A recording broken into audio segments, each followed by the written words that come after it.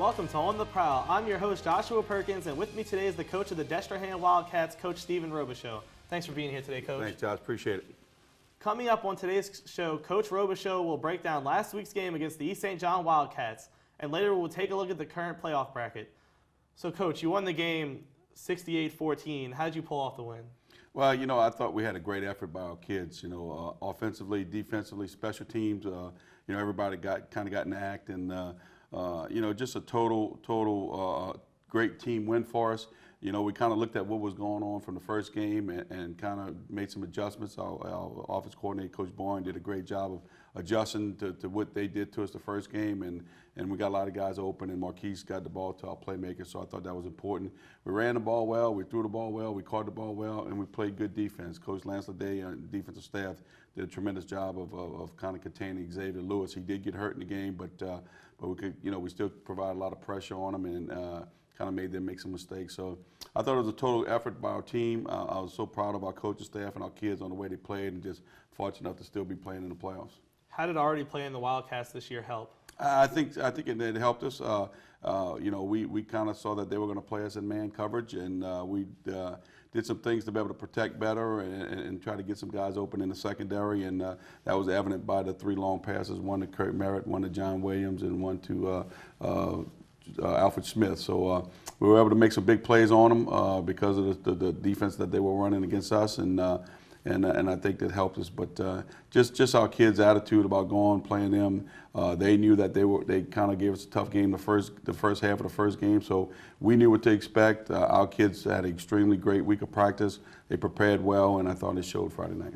You talked about Xavier Lewis going out. How did you change your game plan after he went out? Well, they brought in Nigel Anderson in there, who's also a Tulane commitment, who's a great player, a great athlete, and then they went to Jackson, who is a ULL commitment. So they brought great athletes back in. Obviously, Xavier Lewis is a special person. He's a great player. That definitely hurt them guys. But the game plan stayed the same. Continue to put pressure. We knew that was their backup quarterback, so we're gonna put pressure on them, and it kind of worked out for us pretty good. Well, thanks, Coach. Let's take a look at the first half highlights. Start off the game with a big touchdown. Another 2 weeks in a row. We start off with a long one for a touchdown. Here's our offensive line doing a tremendous job. Will Matthews down there blocking down for Kurt Merritt. Yeah, and there's Elijah Dewey, great job getting downfield and blocking. That's where we do a pretty good job blocking downfield. Our kickoff coverage team has been excellent all year. They've done a great job, and they were making them go a long distance. That's one thing we want to do is provide pressure, because I tell you, Xavier Lewis is a special athlete, as you can see, but if you get enough guys around him and kind of harass him, that was our game plan, and our kids were able to do that. Marquise doing a good job. Lewin the run, and a great catch by John Williams. And I tell you what, that was as good a catch as he's made all year. A little bit of Odell Beckham. Yeah, he did a great job. Here's Anderson coming in, and we pretty much same game plan. He was pretty good. We worked really hard on trying to block a punt this week, and I tell you what, that's Brandon Scott doing a fabulous job of getting open and blocking the punt, and big for our momentum. And as Will. Will's just been doing this all year, man. He's special. He's done a great job for us, over 1,600 yards. And I mean, I tell you what, he runs inside zone. This is what I was talking about, getting guys open in cover zero, and when they got man-to-man with no safety help, we fake the inside zone, and then they get the ball to Kurt Merritt, obviously wide open, and making a play. Forcing a turnover right here on the plus side of the field's always big. Couldn't push it in, but we got Randy Harvard to come in and kick a field goal. Put us up pretty big here in the first half. It's Will again. Will again, yeah. I tell you what, he's been so good for us, and he runs so hard, so tough, so low to the ground. He's just tough to bring down. And there we go. Yeah, we talk about it again, getting our guys open behind their defenders, and then with no safety help, we were able to make some big plays. Some more Will. You're right. Elijah doing a good job, takes him all the way to the end zone.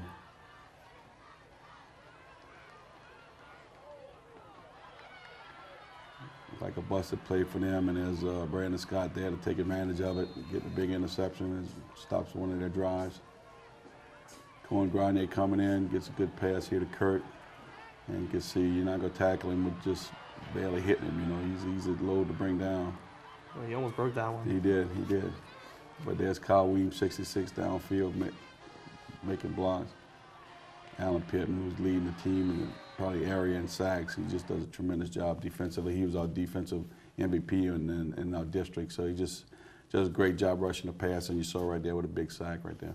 How did you pump up your players knowing this is a playoff game against a district rival and not regular season? You know, there's no pumping up the players anymore. If you got to pump up the players now, you know, you don't deserve to be in the playoffs, you know, and it's playoff time, you know, a loser goes home, so they know what's at stake, and it's been a special group. They've been working hard all year, so I didn't expect anything different, and they continue to work hard, and I think it showed Friday night. Like we saw in the highlights, Kirk Merritt broke a 55-yard touchdown run on the first play from scrimmage. How'd that set the tone for the game? Well, you know, football is very, you know, kind of goes off of momentum, and for us to set the tone early, it's just like we did the week before that. You know, to be able to set that tone early and get the confidence rolling and playing with enthusiasm, I think it's big for your football team, and I thought that was big for us this week. You went into halftime with a comfortable 38-6 lead. What did you tell your team going in? Well, we just told them that, you know, that East St. John's got great athletes. They are capable of scoring often.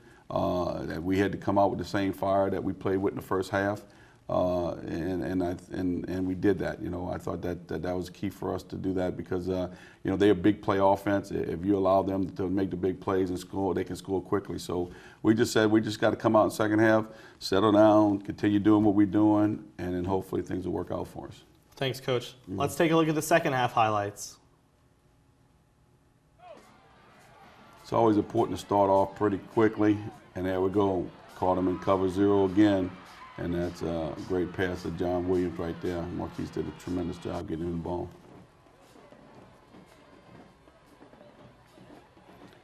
They got Jackson playing quarterback now. They receive a commitment to ULL, and now key was to put pressure on him, and we were able to do that. Austin Dickinson with a big interception right there. Yeah, it definitely looked like you were able to get in the backfield a lot during that game. That's right.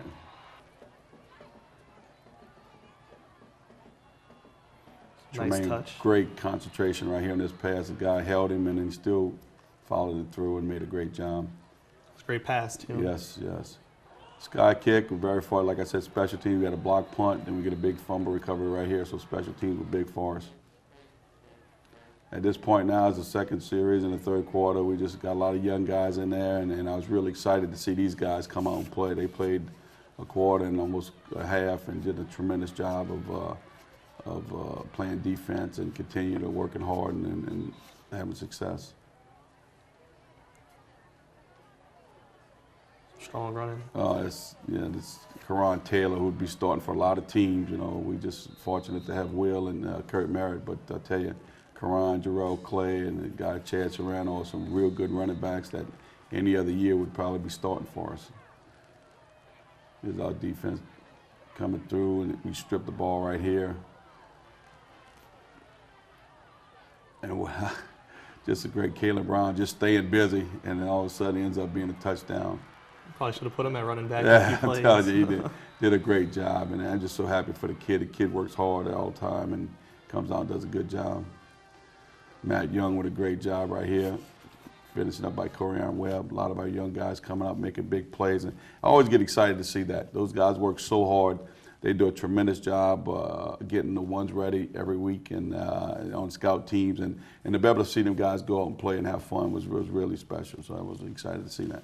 You scored with 6 different players, 5 offensive and 1 defensive. How are you able to spread the wealth against East St. John's defense? Well, you know, whenever you go into a game, you're not going to say, you know, who's going to get the ball, who's going to do it. It's pretty much what's working and who's going to be, you know, the plays that are going to work. And we're just fortunate enough that, you know, we wasn't like, hey, we're going to put John over here and throw him the ball. It's like we're going to call the play and see what works. And that's what happens. And we're just fortunate enough that everybody got a touch of the ball and, some young guys got some scores also, and defensively we scored. So it's not whether, who we're trying to get the ball to, it's running the offense and then whoever's in that spot, because, we're very blessed to have some special athletes that we can kind of put them in a lot of different spots. And I think that's a big reason for our success is, it's kind of hard to game plan because you never know where Kirk, Merritt, Alfred Smith, John, where they're going to be and where they're going to get the ball, where they're going to be inside, outside, and so forth. So you're going to see them line up in the backfield, wide receivers. So it makes it difficult on the other team, and we had that luxury to be able to do that.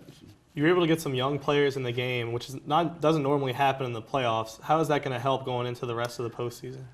Whenever you get experience, it's big for your football team, and I think that us to be able to do that, to get those guys some game experience, is real important for us to be able to get that done. Last year a big problem for us was our two quarterbacks that had no game experience. When you look at what we did last year, we had a senior backup quarterback. Without Marquise still played varsity, but didn't play JV. But didn't get in a lot of games because we had a senior backup. So he didn't get a whole lot of game experience. Cohen didn't get a whole lot of game experience. So I thought that kind of hurt us early in the year. But now they're starting to play and they're getting better every week. So I just think that that game experience is real important. And we're starting to see that by the way our quarterbacks are playing now with every week that they get a little more experience. Both sides of the ball have played extremely well, but which side do you think played just a little bit better than the other? Well, it's kind of tough to say when you score 68, and but our defense has been playing real well. If you take away a couple of scores here, that if you look at just what teams have done to our one defense, not too many people have scored a lot of points. So they've done a tremendous job. You got to be good on both sides of the ball to win football games, and I think this year we're fortunate enough to be able to be playing good on offense and on defense right now. Thanks, Coach. Coming up, we'll talk about next week's game with the Hahnville Tigers, and we will take a look at the current playoff brackets. We'll be right back.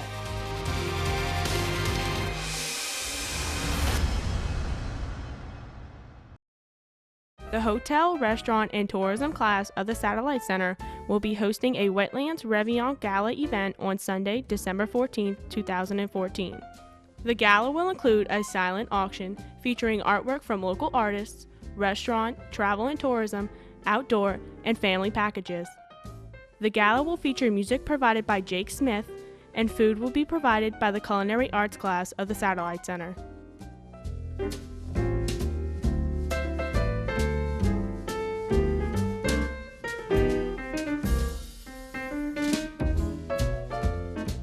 Advance tickets will be sold online at www.awetlandsreveillon.org for $25 until December 10th. After this date, ticket prices will rise to $50 and will be sold through the night of the event. All proceeds will go towards the Wetland Watchers Park.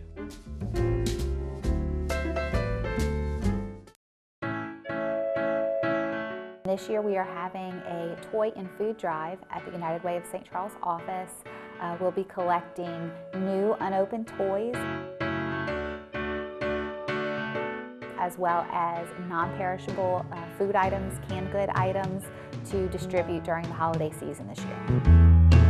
So all donations can be made at our office, the United Way of St. Charles office in Luling, 13207 River Road, just past Paul Mallard Road in the old St. Charles Bank building.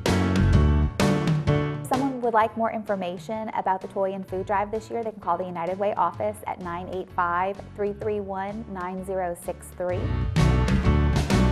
They can call our partner agency, Catholic Charities, at 985-785-2113, or they can always call 211.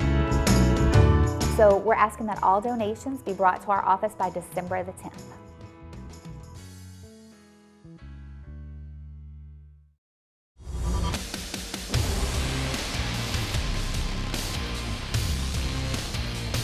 Welcome back to On the Prowl. I'm your host, Joshua Perkins.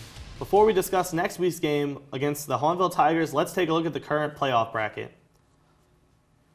Of course, you're coming in, both teams beating some very, very good teams on Friday night. Yeah. We got to look at it. There it is, Hahnville, Destrehan again. But, just so excited about the both teams to be able to still be playing in the top 8, and that's what it's all about. It's a good game for the community. It's going to be a lot of fun. The only two people that don't enjoy this game are the two head coaches, but they've done a great job to get there. They went on the road to Shreveport to beat a tough Horton team. I mean, my hat's off to Coach Salt and his staff. They did a tremendous job to go get that done. And when you can travel and win in the second round of the playoffs and do that, that says you're doing the right things and you got a good football team. So hey, it is what it is. You know, it's Hahnville Destrehan. It ought to be a lot of fun.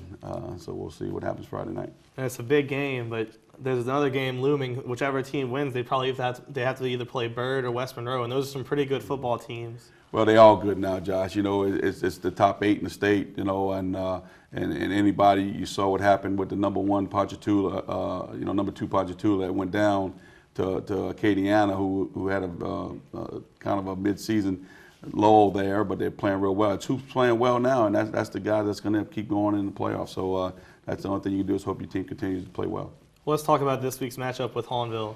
Use your run game really effectively, and Hahnville's defense has only given up 54 total yards rushing so far in the playoffs. How are you going to game plan to stop perhaps the best run defense in the state right now? Well, you know, we got to keep doing what we do. Obviously, you know, we had a little success running the ball against them last time. So we're going to actually try to establish the run. I mean, that's our philosophy. You know, I always think that to win football games, you got to stop the run. You got to be able to run the football, and we're going to try to run the football. There's no doubt that they are a good football team. You know, Brown, Thomas, all those guys do a tremendous job. But you know, we're going to try to establish the run, and then we're going to, and then hopefully we can do that. And then, you know, the key is to stop their run. You know, they do a great job. They got their quarterback back. Their offense is key to running the football.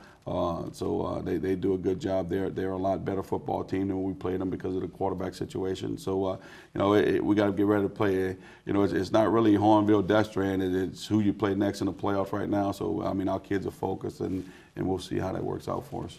This is your second time playing them this year, and you won the first game, but they've gotten a lot better, like you said, with the new quarterbacks. Mm-hmm. How are you going to try to recreate that success Friday night? You know, there's no doubt they're a lot better than they were in Week 6, and that's a compliment to their team and their coaching staff. You know, and that's all you hope to do is get better as you go on in the season. I like to think that we're a little better also. I think it's going to be an interesting matchup. You know, you can kind of like throw that first game out because, you know, I'm sure we're going to do a few things different. I'm sure they're going to do a few things differently also. But you know, it's all about who's playing the best, and the best team, you know, going to go out there, and hopefully the best team's going to win on that night. And it's just a great situation for our parish and the school system. But hey, it's you know, it's the third round of the playoffs, and everybody's just trying to survive, and we'll see what plays out. What do you think it says about the school system to have both teams in the top 8? Well, you know, it says a number of things. Number one, it says that football is important down here, and it says that our school district has allowed us to you know, given us the resources to be able to do that. You know, we're very fortunate to have good schools, good equipment, good facilities, good coaches that we're allowed to bring in. But the most important thing is you got good players. I mean, you know, both sides have got good players. You know, the South has been real good as far as creating a lot of good football players, and so we're really excited about the opportunity. I think it's great for everybody around, but you know, it's just going to be a lot of fun because of the people that's going to show up on Friday night. Well, thanks for being here today, Thanks, Coach. Josh. Appreciate it. For the latest information about this Friday's game, including parking and tickets, visit our website at presstheplay.tv. And that'll do it for this edition of On the Prowl. I'm your host, Joshua Perkins. Thanks for joining us.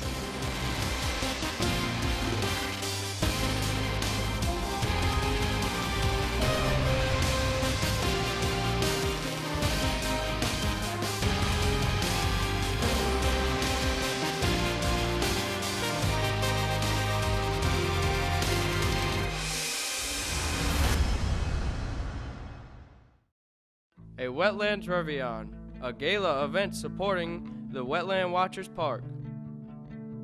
Join us Sunday, December 14th, 2014, from 6 p.m. to 9 p.m. at the River Room, which is located at 13899 in Luling, Louisiana. There will be a silent auction. The silent auction will feature restaurant, outdoor, family, travel and tourism packages, guided tours, artwork from local artists, and jewelry. Tickets are on sale now, $25 in advance, $50 at the door. Advanced tickets can be purchased at the Satellite Center, which is located at 285 Judge Edward Dufresne Parkway in Luling, using cash or check only. Contact the HRT team members at 985-785 2080 or visit www.awetlandsrevyon.org. A Wetlands Revyon is a product of the St. Charles Parish Satellite Center, where the team members in the HRT, which is Hotel, Restaurant, and Tourism Administration, Culinary Arts, Interactive Media, Digital Media, and Advanced TV Broadcasting courses work together to plan, market, and host the event. Our mission is to raise funding for local coastal preservation and reclamation projects while raising awareness concerning the state of our coastal marshes. All proceeds from a Wetlands Revyon will benefit the Wetland Watchers Park, which is located in Norco, Louisiana.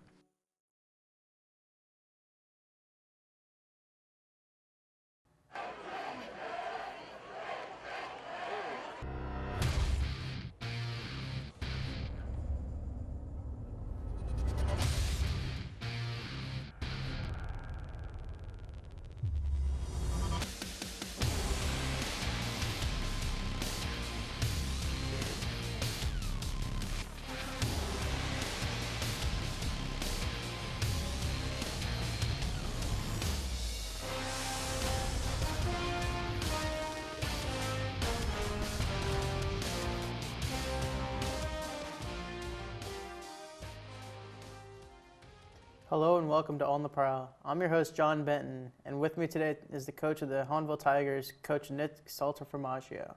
Thanks, Coach, for joining us this Thanks, week. John. Glad to be back again. Sorry.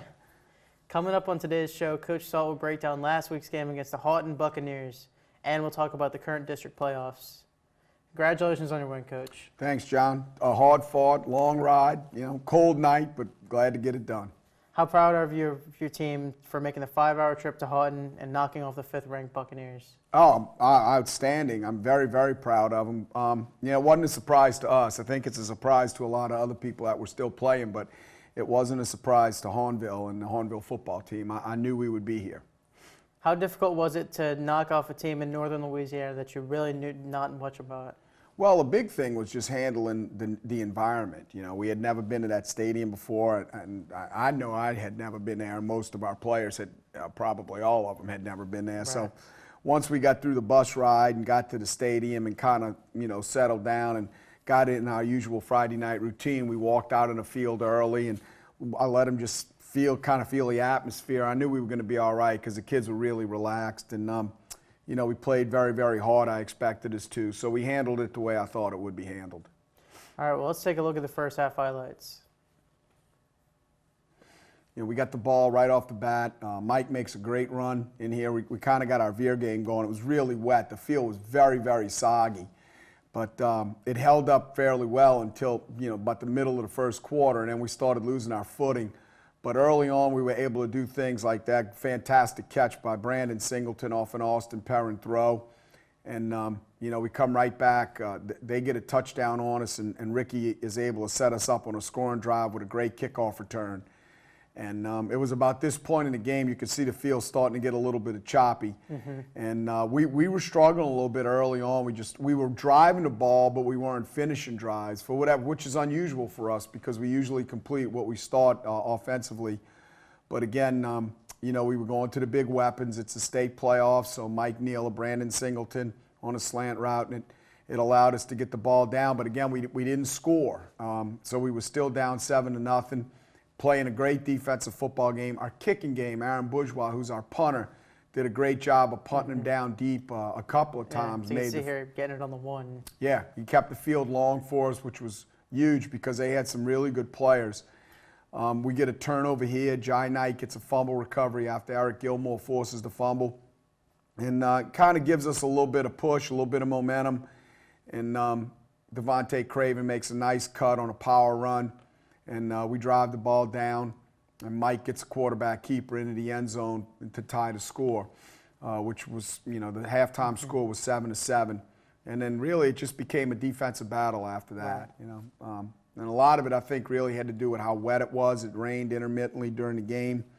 The field got sloppy. Stephen Cloud making a great play on a screen pass there. And this play was effective for us the entire night with a little power sweep, pulling both of our guards. And it allowed us to get a little bit of perimeter run game going. And again, Austin throwing to Brandon, which has been a big part of our offense the whole year. Right. Well, you said there Hahnville missed a lot of opportunities against Hart in the first half. The same problem kind of flared up against Destrehan too. What's the plan to fix it? Well, you know, it's really when you come down to it, John, it's about blocking the point of attack. And both against Houghton and in the first game against Destrehan, we were having trouble blocking specific plays down in short yardage situations. So hopefully we rectified it. I think Friday night it was just more a matter of footing than anything else. We were slipping, and low man's going to win on the goal line every single time. You know, with Destrehan, it's more a battle of having to deal with some really, really good players up front. So, you know, hopefully we stay on our blocks, we're moving our feet, we're aggressive at the point of attack, and we can finish the long drives. All right. Well, whatever issues the offense was having, the defense was able to clean it up. What was the key to this? We've been playing better and better defensively throughout the course of the year. As a matter of fact, I was thinking on my way over here, over the last 6 games, we haven't allowed anybody to score more than 2 touchdowns against us. And really, in the last 2 regular season games, it wasn't even against our starting defensive football team. Right. We were playing a lot of kids. So I think it's an adjustment to the scheme. It's growing as we've gone throughout the season. It's kids getting a little bit better. We're getting a little bit better as coaches and knowing how and what to call and when to call it. And all those things have come together at the right time for us. All right. Well, let's take a look at the rest of the game highlights. You know, again, we start the second half. We're moving the football. It was never a matter of not being able to move the football. We were moving the football effectively against them the entire night. It was just completing drives.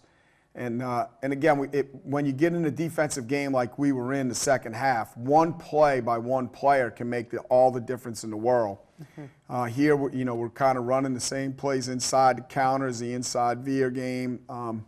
And we were making successful plays, but we just couldn't put a bunch of them back to get back. And, you know, here late in the game, we had to get a stop because they were out in front of us, and we were able to get the stop, made the field short, and then we did put a drive together late in the game to get down and score. Again, Devontae Craven running the power play for us, which was kind of the staple of what we were doing.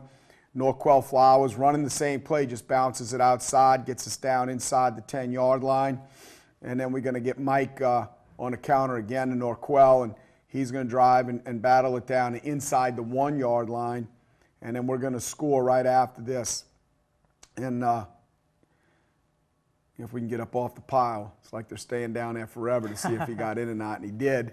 And then we unfortunately, we missed the extra point. But, you know, right here, our defense is standing tall, playing very well, and we're able to get the fumble and just a great play for Hahnville High School, but also the Hahnville school community.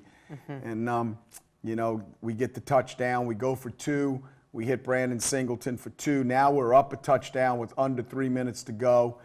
And we're in what's called save the game mode defensively. We're just playing in deep coverage, and Stephen Cloud gets a sack, and then Fred Brown comes right back after this, and he gets a sack, and we're able to, you know, get him going for it. It was like 4th and 29.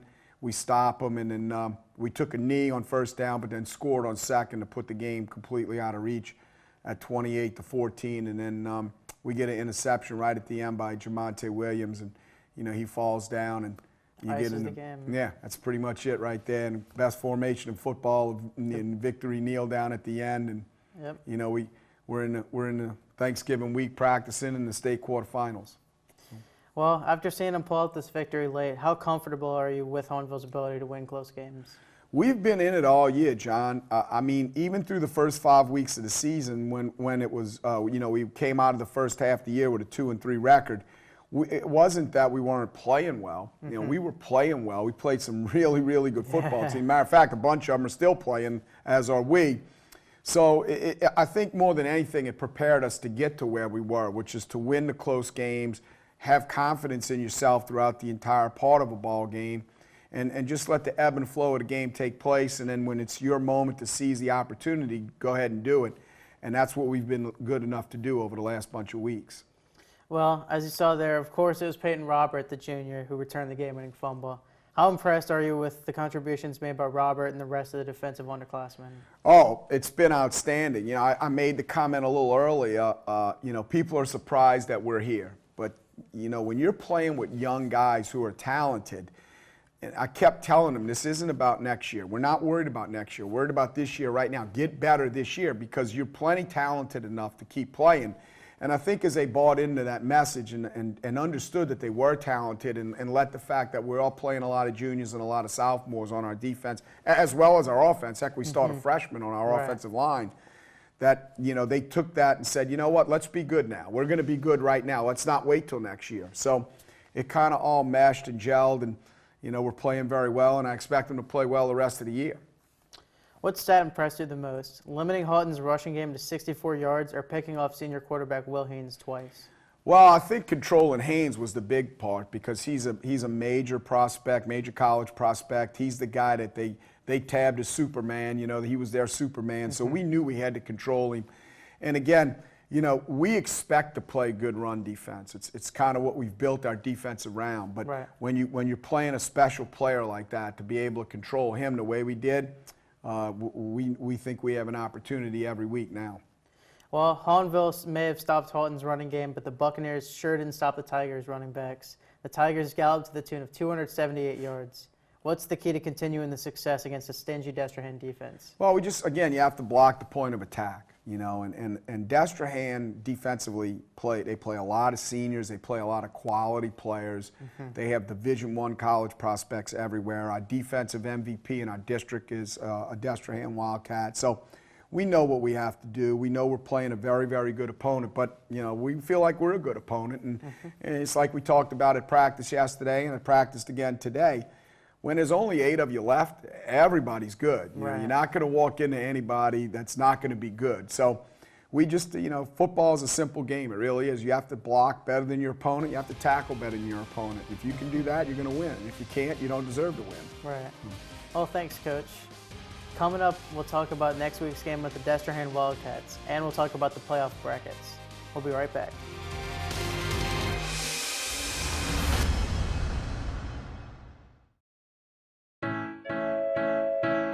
This year we are having a toy and food drive at the United Way of St. Charles office.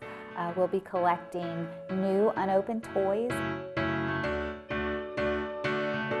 as well as non-perishable food items, canned good items to distribute during the holiday season this year. So all donations can be made at our office, the United Way of St. Charles office in Luling, 13207 River Road, just past Paul Mallard Road in the old St. Charles Bank building.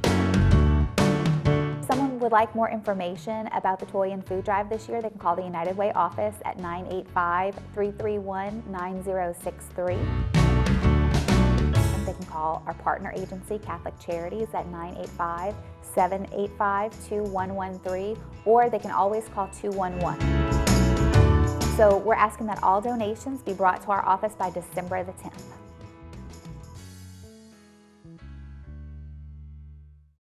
On Sunday, December 14, 2014, the Hotel, Restaurant, and Tourism tier members at the Satellite Center will host a Wetlands Review. Wetland Watchers is funded 100% through grants and donations. The Wetlands Review is one of the very few, if not the only, annual fundraiser that we have to raise money that goes towards the park and Wetland Watchers activities. So it's very important. Throughout the event, there will be musical entertainment by Jake Smith, a silent auction featuring artwork by local artists, and food provided by the Satellite Center's culinary arts team members. Advance tickets will be sold online at www.awetlandsrevyon.org for $25 until December 10th. After this date, ticket prices will rise to $50 and will be sold through the night of the event. All proceeds will benefit the Wetland Watchers Park located in St. Charles Parish. For more information, contact the Hotel, Restaurant, and Tourism team members at 985-785-2080 or visit their website at www.awetlandsrevyon.org.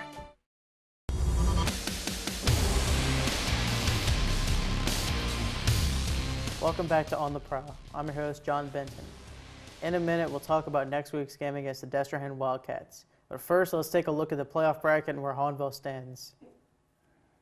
So you've said numerous times before that the winner of this battle in the River game is dome-bound. However, how concerned would you be with specifically C.E. Bird coming in with their stingy defense? Well, again, now you're in a state semifinals if you're there, so you know that guy's going to be really good. But the thing about Bird is they run the same offense we run. Yeah. So we've been seeing it since we got together way back in March when I got the job at Hahnville. So we're comfortable with that. And, you know, you just don't really want to get an opponent that you're not comfortable with at all. If we were playing Bird, and obviously they're very, very good. They've been ranked first in the state the entire year. But they were coming in and they were a spread team and they had dynamic kids on the edges, kind of like we're going to see with Destrehan. Right. It makes you a little bit more concerned because now you're preparing for something that although you've played against, you're not as familiar with.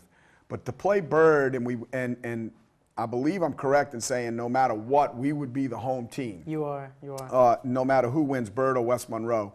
To play them at Hahnville would be a gigantic advantage. Again, it goes back to the school I was at last year.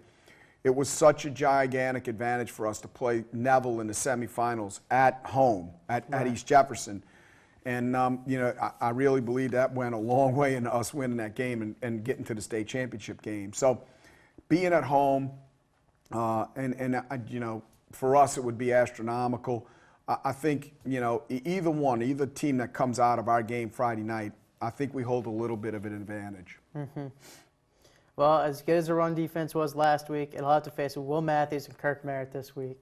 What will the run defense have to do to hold them to less than what they got last time against the Tigers? Well, I mean, we have to be able to tackle both those guys. I mean, they're obviously great players. I mean, they're as good a football players as I've seen in high school football in a long, long time. What makes them dangerous is they both have similar running styles. Matthews is more physical from the standpoint that he runs a whole lot more angry. And Merritt's just, I mean, he's a freak. He's ridiculously freakish athletically. So the big thing is we can't just get in situations where it's one-on-one tackling. We have to get a lot of guys to them. We have to make sure we get them on the ground.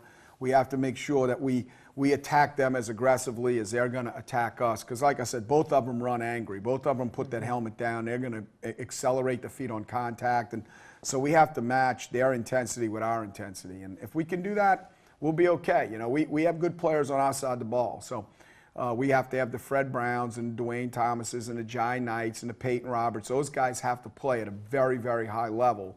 And it's the state quarterfinals, so you should play at that high level. Mm-hmm. What else from the previous Battle in the River game did Hahnville gather to learn from or draw motivation from? Well, you know, the big thing we're trying to avoid, I guess from a motivation standpoint, is we're trying to avoid the fact that it's Destrehan Hahnville too. I mean, it's the next team in the bracket. And while, you know, I think, like I said, everybody's shocked that we're still playing except us. Destrehan was supposed to be here. You know, that kind of weight's going to shift next year, you know, because we're the young team. We're the team with 8 returning starters coming back on both sides of the ball. So people are going to expect this out of Hahnville next year. But we talked about it today in our meetings at film. There's no guarantee. There's no guarantees in life. You know, heck, I'm just happy to make it through another day every day when you're as old as I am. So we're talking about let's capture this moment now. You're in the quarterfinals now. Destrehan just happens to be the next guy up. It could have been Bird. It could have been Scotlandville. It could have been Mandeville. It could have been anybody else. It just happens to be Destrehan. Don't focus on that. Focus on the fact that if you can win this game, now you're 4 quarters away from the greatest prize in prep sports, and that's the state football championship game. So we're just looking at it from the standpoint that it's the quarterfinals. You know, what did we learn from Destrehan? We didn't learn anything we didn't already know. You know, we knew that they had great skilled kids on both sides of the ball. We knew that their defensive line was ridiculously big and talented. One thing, I guess, if we did learn anything, is that their offensive line is way more physical than people give them credit for. I think when you look at them and you look at Smith and Merritt and Williams and you know all those guys that they have, Matthews, you forget about their offensive line. But you know, coming out of that game, especially breaking down the film, I was really impressed with how they played up front offensively. So, you know, we got our work cut out for us. Finally, you've hyped this game up to be the marquee game in the state of Louisiana. It's never been a playoff matchup before, so what do you expect the atmosphere to be like with so much at stake? Oh, I think it's going to be insane. I mean, it's so great for our parish, and it's so great for our school system that, you know, my vocabulary isn't extensive enough to tell you how great it is. But Right. it's going to be a wonderful environment. If you play football, if you're in the band, if you're on the dance team, a cheerleader, any auxiliary group that's associated with it, if you're just a fan, and not necessarily a fan of the two schools, if you're just a fan of prep football, these are the kind of games you hope you run into. Mm-hmm. I mean, it really is. So, you know, my job is not to make it bigger than life, though. It's not bigger than life. It's really not even bigger than the game that would follow it, should be fortunate enough to win, because then that next week's game is even greater. And, you know, I'm glad that both of us were able to do this for our great school system and for our two great schools. But, you know, I'm hoping that we can talk about a win next week, because then the semifinal game it becomes astronomical. Thank you for joining us this week, Coach. Thank you, buddy. Appreciate it. Great job. Thanks. For more information about this week's game, including parking and tickets, visit our website at pressofplay.tv. I'm your host, John Benton. Thanks for watching.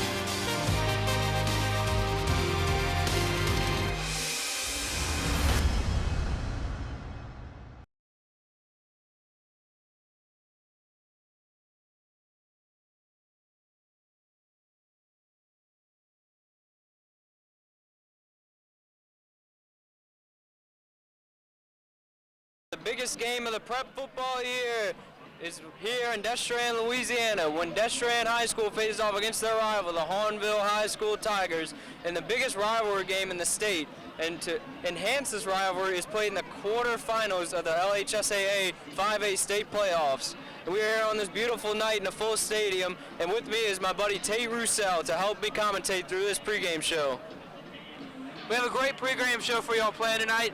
A bunch of matchups we're going to go through. We have a guest speaker, Doug Mouton. We're also going to go through this beautiful atmosphere here at Wildcat Stadium. It's unlike any other atmosphere here in the state of Louisiana. We're expecting a little over 7,000 people here tonight.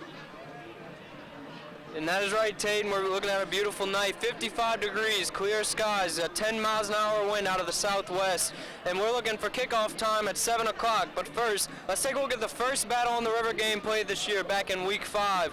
Destrehan pulled that game out 24-6, not in easy fashion. In the first half, the Hahnville Tigers held the good Destrehan Wildcat team to a 3-0 lead at halftime.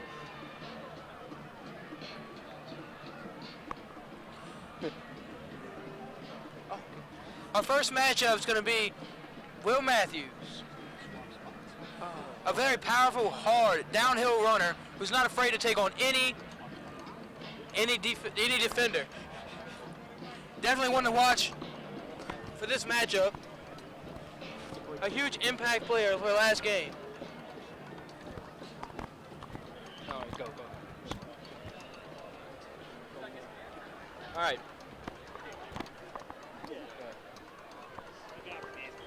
Will Matthews, powerful, recruited, definitely a star player for this Destrehan Wildcat team. He's a senior, tons of experience in playoffs last year and this year. Definitely one to watch out for in this game. He's ran for 1,500 yards this year, 20 touchdowns, and over 9 yards per carry. And on the Hahnville side of the ball, the player to watch will be Brandon Singleton, 6 foot, 175-pound, lethal receiver, a key part of the Hahnville High School offense. He's a Georgia Tech commit. 40-yard dash, and he runs a 40-yard dash, a 4.46. Bench press is 260, squat 475, and a 38.5 vertical. And I tell you what, this is one dangerous kid that would slip through the Destrehan secondary, as he had a 55-yard touchdown in the first battle in the river game. And with that, we have our guest speaker, Doug Mouton, and we are glad to have him. How's it going tonight? It's good. This is the kind of atmosphere you love at a high school football game. It's packed, it's crazy. We got here at 4 o'clock and there's hundreds of people lined up outside. This is the time in the playoffs when it gets like that, and it doesn't get any more fun than in St. Charles Parish, I got to tell you. So how is your prep show going so far? It's going great. We do our prep show. It's called 4th Down Friday, 10:15 every Friday night. Now, normally I don't work on it. Brian Salmon is our normal host. And this week is a Thanksgiving. We switch things around. Juan Kincaid's hosting tonight, and I get to be here. We do an online voting for a game of the week every week. We give 3 choices. We gave this choice, and we knew what would happen when we made this a choice. It was the runaway winner for our prep game of the week, so that's why we're here. What do you think were the major aspects to make this the runaway game? Just because in St. Charles River Parish football, there's nothing quite like it. The interest, it's always been that way. This game, Hahnville and Destrehan has always had that kind of atmosphere, and now you're talking about in the state quarterfinals. So you could see it from the standing room only crowd. It's just that kind of atmosphere. People care here. They support high school football in a big way, which is fun. So we knew when we made this a choice, there was a good chance it was going to be the winner. It is a well-known fact, Destrehan history, Destrehan-Hahnville rivalry history, huge. What do you think this game specifically is going to play out as? Well, I think you guys gave the keys and were right on the money. To me, Will Matthews is the key. To me, he's the kid that can control the ball game. 9 yards a carry, you said that. He has been dominant. Destrehan had 1 game this year, 12-0, somehow seeded 4th, which I don't get. In those 12 games, only 1 game decided by less than 10 points. They beat Thibodeau by 7. Every other game, they won by 10 or more. They control the ball on the ground. If Will Matthews gets going and they control it on the ground, they'll win, and they'll win going away. Hahnville's got to slow down Destrehan's running game. And look, they've won 7 straight since that Destrehan game. They're a lot better team, so we'll see tonight. But to me, that's the key. If Destrehan controls it up front, they win.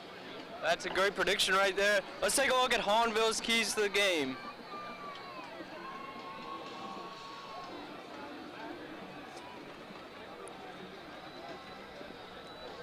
First key to the game for Hahnville on the offensive side would definitely be to utilize Brandon Singleton and get that triple option started.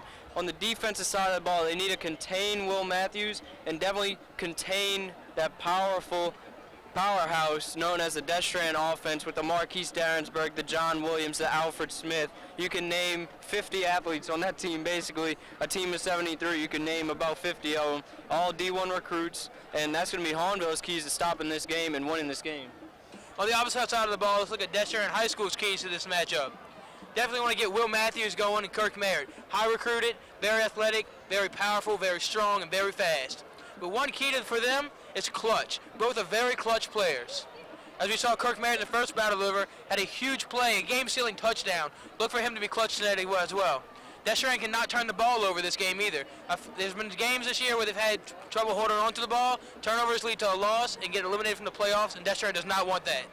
Well, let's look at some other games in the state. We're going to start with Bird versus West Monroe. Who do you say wins that one? Yeah, I know. These are 2 teams I haven't seen play. West Monroe, a great tradition. Bird went to the state championship last year when they played in the Division I, played Rummel. Bird's the #1 seed. To me, the top dogs are the top dogs until you knock them off, which is why if you ask me for a prediction tonight here, I would say Destrehan, because until somebody beats them, you know, somebody's got to prove they can do it. So I like Bird in that one, I would say. Tate? I say Bird. Definitely the team to beat, just as Doug said. Undefeated, very tough, very good offense, very good defense. Both are very balanced. I think Bird comes on top.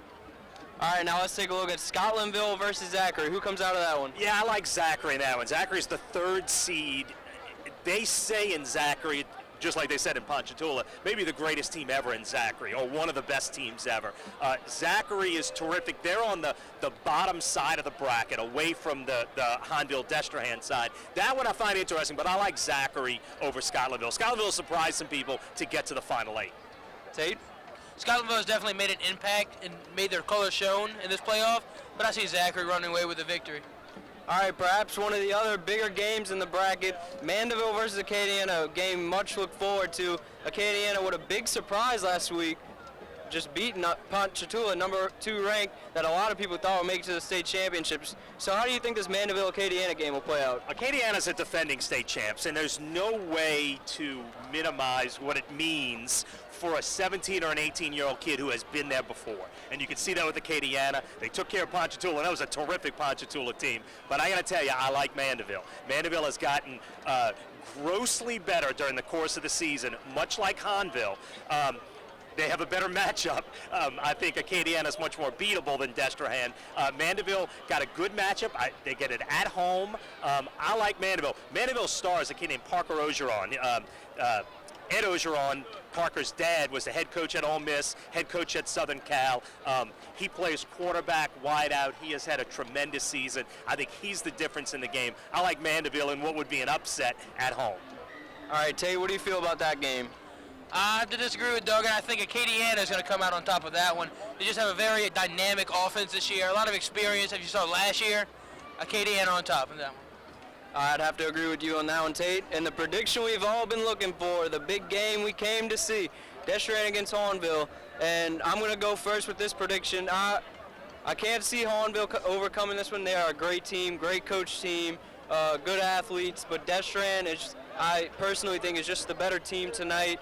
They have all the momentum going for them, no losses on the season. I'm going to have to go Destrehan 35, Hahnville 21.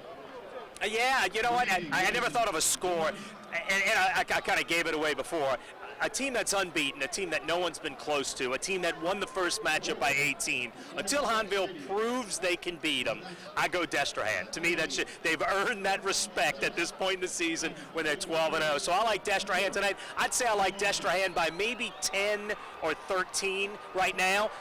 But I'm very interested to see how much better Hahnville is than the first matchup, because I know they're better. All right, we're going to give Tate the Lee Corso type honors, and we would like you to pick the hat of the winner and tell us your score prediction. I'm going to have to go with Destrehan High School. Destrehan is just a very, very stacked team this year. Very clutch. They've struggled in the first half in some games, as we saw in the first half against Hahnville. But Kirk Mayer is going to be the difference in this game. I see a big play by Kirk Mayer sealing the win in the second half.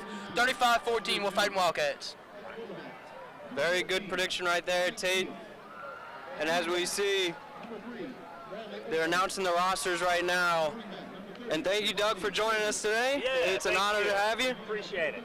And we can't wait for the big game tonight.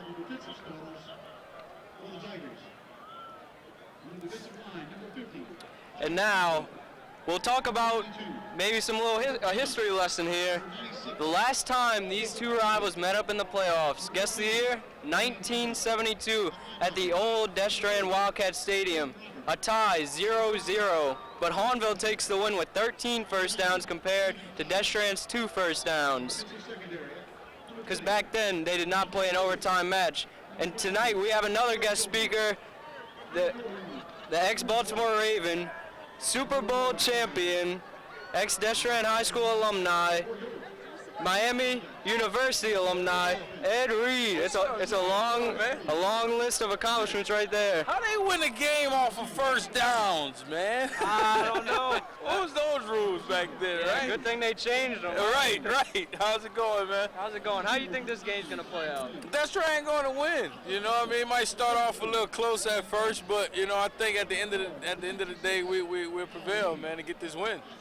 You did say Destrehan is going to win. What do you think Hahnville would have to do to maybe have a chance in this game? Slow down all our weapons. You know, I mean, we have a lot of weapons in which we need to make sure we get everybody the ball, give them their touches to keep it diversified on how we attack their defense. So, you know, for Hahnville to win it, man, you know, they might have to change their colors. Yeah.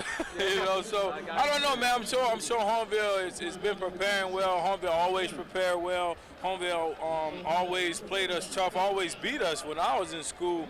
You know, only beat Hahnville once, you know. So this game is really good for just the parish and the state of Louisiana, man, because these teams are just players and just so close. You know, a lot of these guys know each other. They played against each other when they was in Little League, you know. So, and that's just the growth of both communities.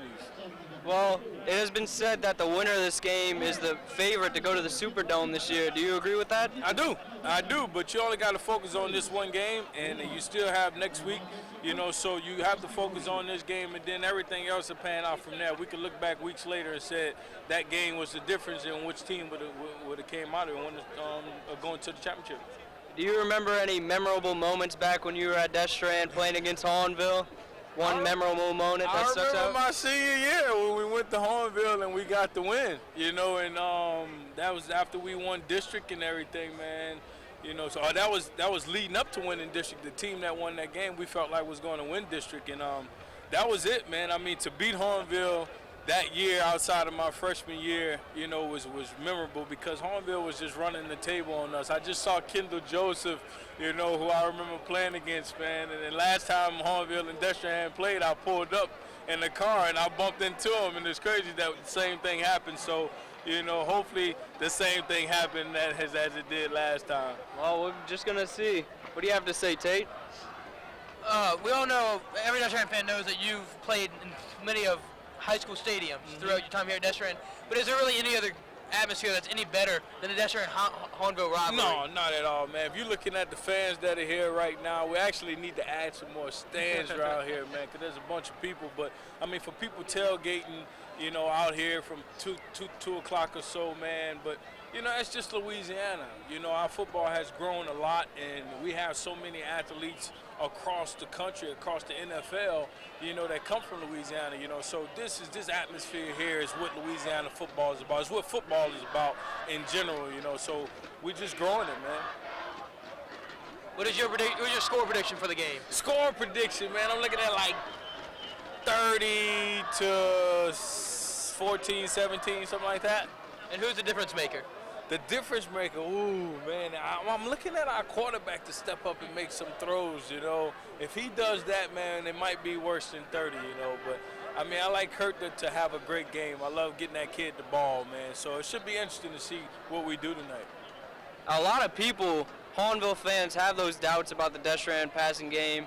That makes them think that they're going to win, and possibly it can mean that they're going to win. But what do you feel? Do you think Destrehan can step up and have a good passing game tonight, maybe step up in one of these future games of theirs? Definitely, but we just need to get them the ball. That don't have to be down the field. It can be just a screen pass or just hand it to them. Not every game is won by throwing the football. I think our coaches do a great job of filling it out and kind of going as the game flow goes and figuring out what we need to do to make adjustments to win the football game. And that's what it's going to be about. It's going to be about making those adjustments that you need to make to win the football game at this point. I saw you on TV the other day working at the NFL Network. How's that going for you? It's going good, man. It's going good. It's interesting, anybody who does this job like you guys do it, man, know there's some studying going into it. It's a lot of research that you have to do, and that's what I'm starting to learn, or what I've learned, is that watching football from a player's perspective, it's a little different when I was studying tape, but now that I'm watching it as an analyst, man, I'm flicking from channel to channel on Sundays, trying to watch every game to make sure I'm up on whatever happens in the game, because we may talk about it, Working with inside the NFL, we talk about specific things, and I got to know just about everything, man. Another question, how is it different from being on the NFL field playing NFL football from watching it on TV? Oh, man, it's a big difference. It's a big difference, man. I'm sure. I'd rather be playing it, I'll tell you that, than talking about it. But I've been talking about it all my life, so, it's coming along. It's coming good, man. Well, you were definitely one of the greatest safeties in the NFL. Obviously a Super Bowl ring to add to that. And, I mean, that's great. Destrehan alumni. Right on, Joe. It must feel great. I do, man. Yeah, I'm sure. From Destrehan, man. I mean, this here, it's awesome to see how much this school has grown since I left, man. It always looked like a junior college, even a Division I college here now, man. And that's what education, that's what these kids are about. That's what our community is about, So we just got to continue to build on that, and keep growing it for these kids, for our generations coming behind us, man. So you have a lot of NFL experience under your belt. How important is that experience at a game like this? As we know, Destrehan last year has a lot of playoff experience. Unfortunately, they lost to Acadiana game before the Dome. but how big is experience for this game? Because Hahnville does not have that playoff big game experience as Destrehan. It's huge when you've been through something because it's going to make you appreciate it when you win. You know, when you go through something, when you've been through something for so many times, you know when those moments come, those tough moments come, how you need to help the guys that haven't been there, you know, and leading up to it more than anything, how you prepare yourself, you know, for those moments. So I think that's going to be huge for these guys, being that they've been there before. You know, they just got to grab hold to this moment, because this moment is the only one that matters. What happened in the past happened. You learn from it, you grew from it, you know, and that's what they went through all off season for, prepared for this moment, growing from those past moments that they've been through. And speaking of that experience, let's talk about one experience that I know every NFL, high school, any football fan has, is playing in a Super Bowl. Yeah. Just how was that for you? What was that experience like, especially here at your home in the Superdome? I mean, you said it, man. To actually play in your hometown for the Super Bowl and win it, you know, and at my position to make a interception, I mean, I really, outside of being blessed, man, and knowing how favored I was by God just to be in that moment, man, and to represent this community, you know, coming back, being here during these moments, it make me appreciate it even more, man, because I remember playing against Hahnville. I remember these moments, these Friday nights, because that's where it started, you know. This was where the purest moments of football really happened. You know, practicing, I was practicing just about the whole week in tears, man, because I just couldn't believe that a young man would come through Destrehan the way I did and make it that far, you know, and be in the Super Bowl at home, man. We definitely appreciate everything you've done for this school. We thank you for being here tonight. Last question is, what about the Destrehan's defense? Are you looking for them to step up and make a turnover or something to seal the game? How do you think the game's going to be sealed? I'm looking for the defense to be big tonight. I'm looking for those guys to come out and be hungry and know that championship pedigree is in their blood and to go and get it tonight. Thank you, Ed Reed, and we appreciate you being here tonight. Thank you, definitely, man. And we are looking forward to a very close game tonight. Hahnville and Destrehan, the biggest rivalry in the state. If you're a football fan, I don't care where you live, you better be watching this game because you're in for a thriller tonight.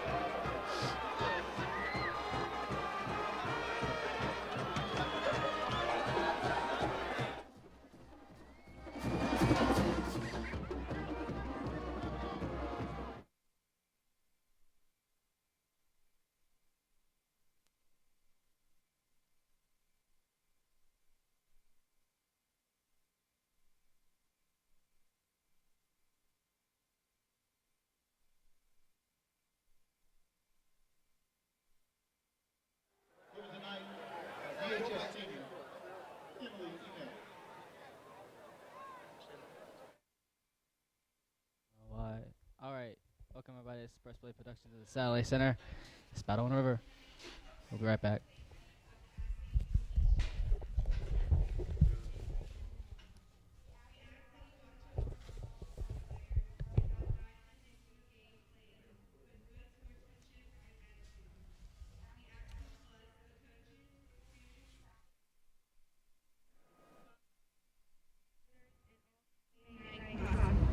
We also pray for your grace that no matter the outcome for school for either team, we will always keep our heads held high.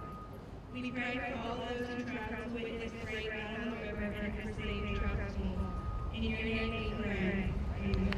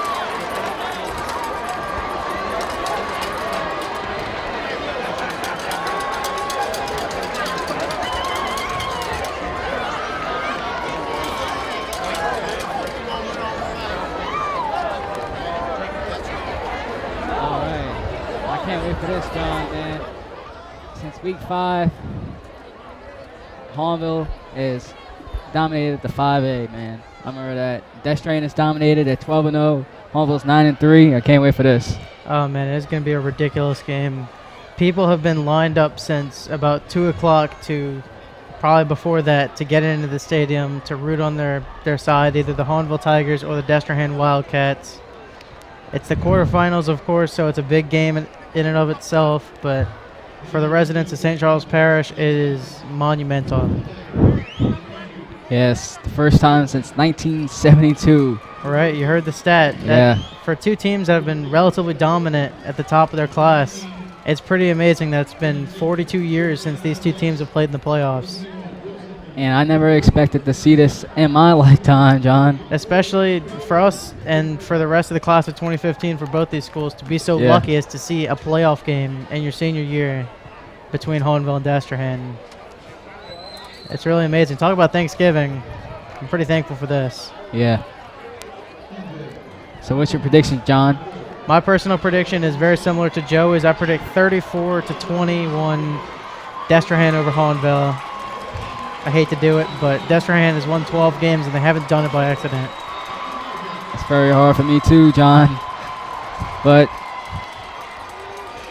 I pick Hahnville. Really? 35-28. 35-28. Well, I think either way, I think we're going to see a more competitive and definitely a better game than last time, which is saying something because the last game wasn't bad. Yeah, Hahnville has changed throughout the last 5, 6, 7 games of the season, and you don't know what's going to happen.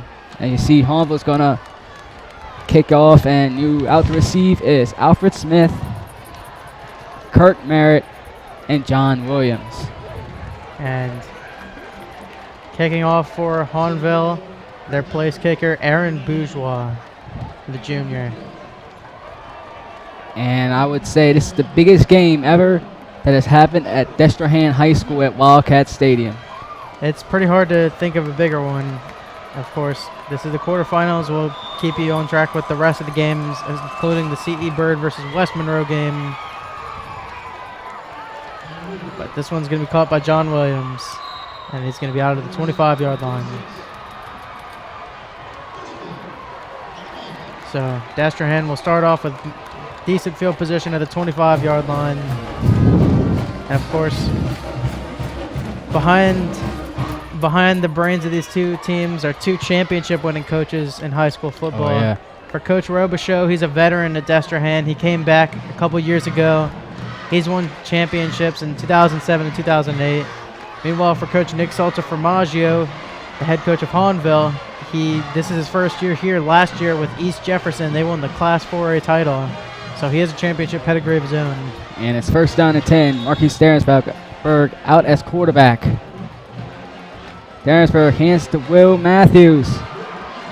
Will Matthews fights for yards. He's going to be taken down by Jacob Plocky. As they said, Will Matthews averages 9 yards per carry. That's just amazing. He's a bruising running back, and he's got over 1,600 yards, and he doesn't have them. It's no fluke that he has 1,600 yards, I'll say it that much. So that was a 5-yard gain for Will Matthews. Rarely see an NFL player get 9 yards a carry. And he's done it with remarkable efficiency, too, and he's done it without fumbling the ball. He's fumbled the ball once this year, and that was against Hahnville in the first battle. Will Matthews, short, and also joining us here is Tate Roussel, who you saw on the post-game show. How you doing, Tate? Good, guys. Nice to see you. How you doing?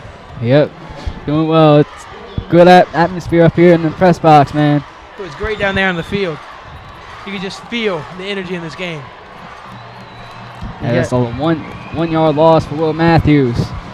Third down is 6. Critical third down here. Of course, one of the big things on Hahnville is that they're very good at stopping the run. So we'll see how they're able to do against Will Matthews. They did a decent job of it in the first time around.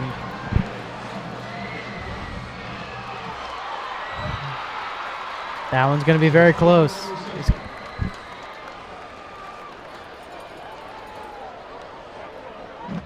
And maybe a first down. Or not.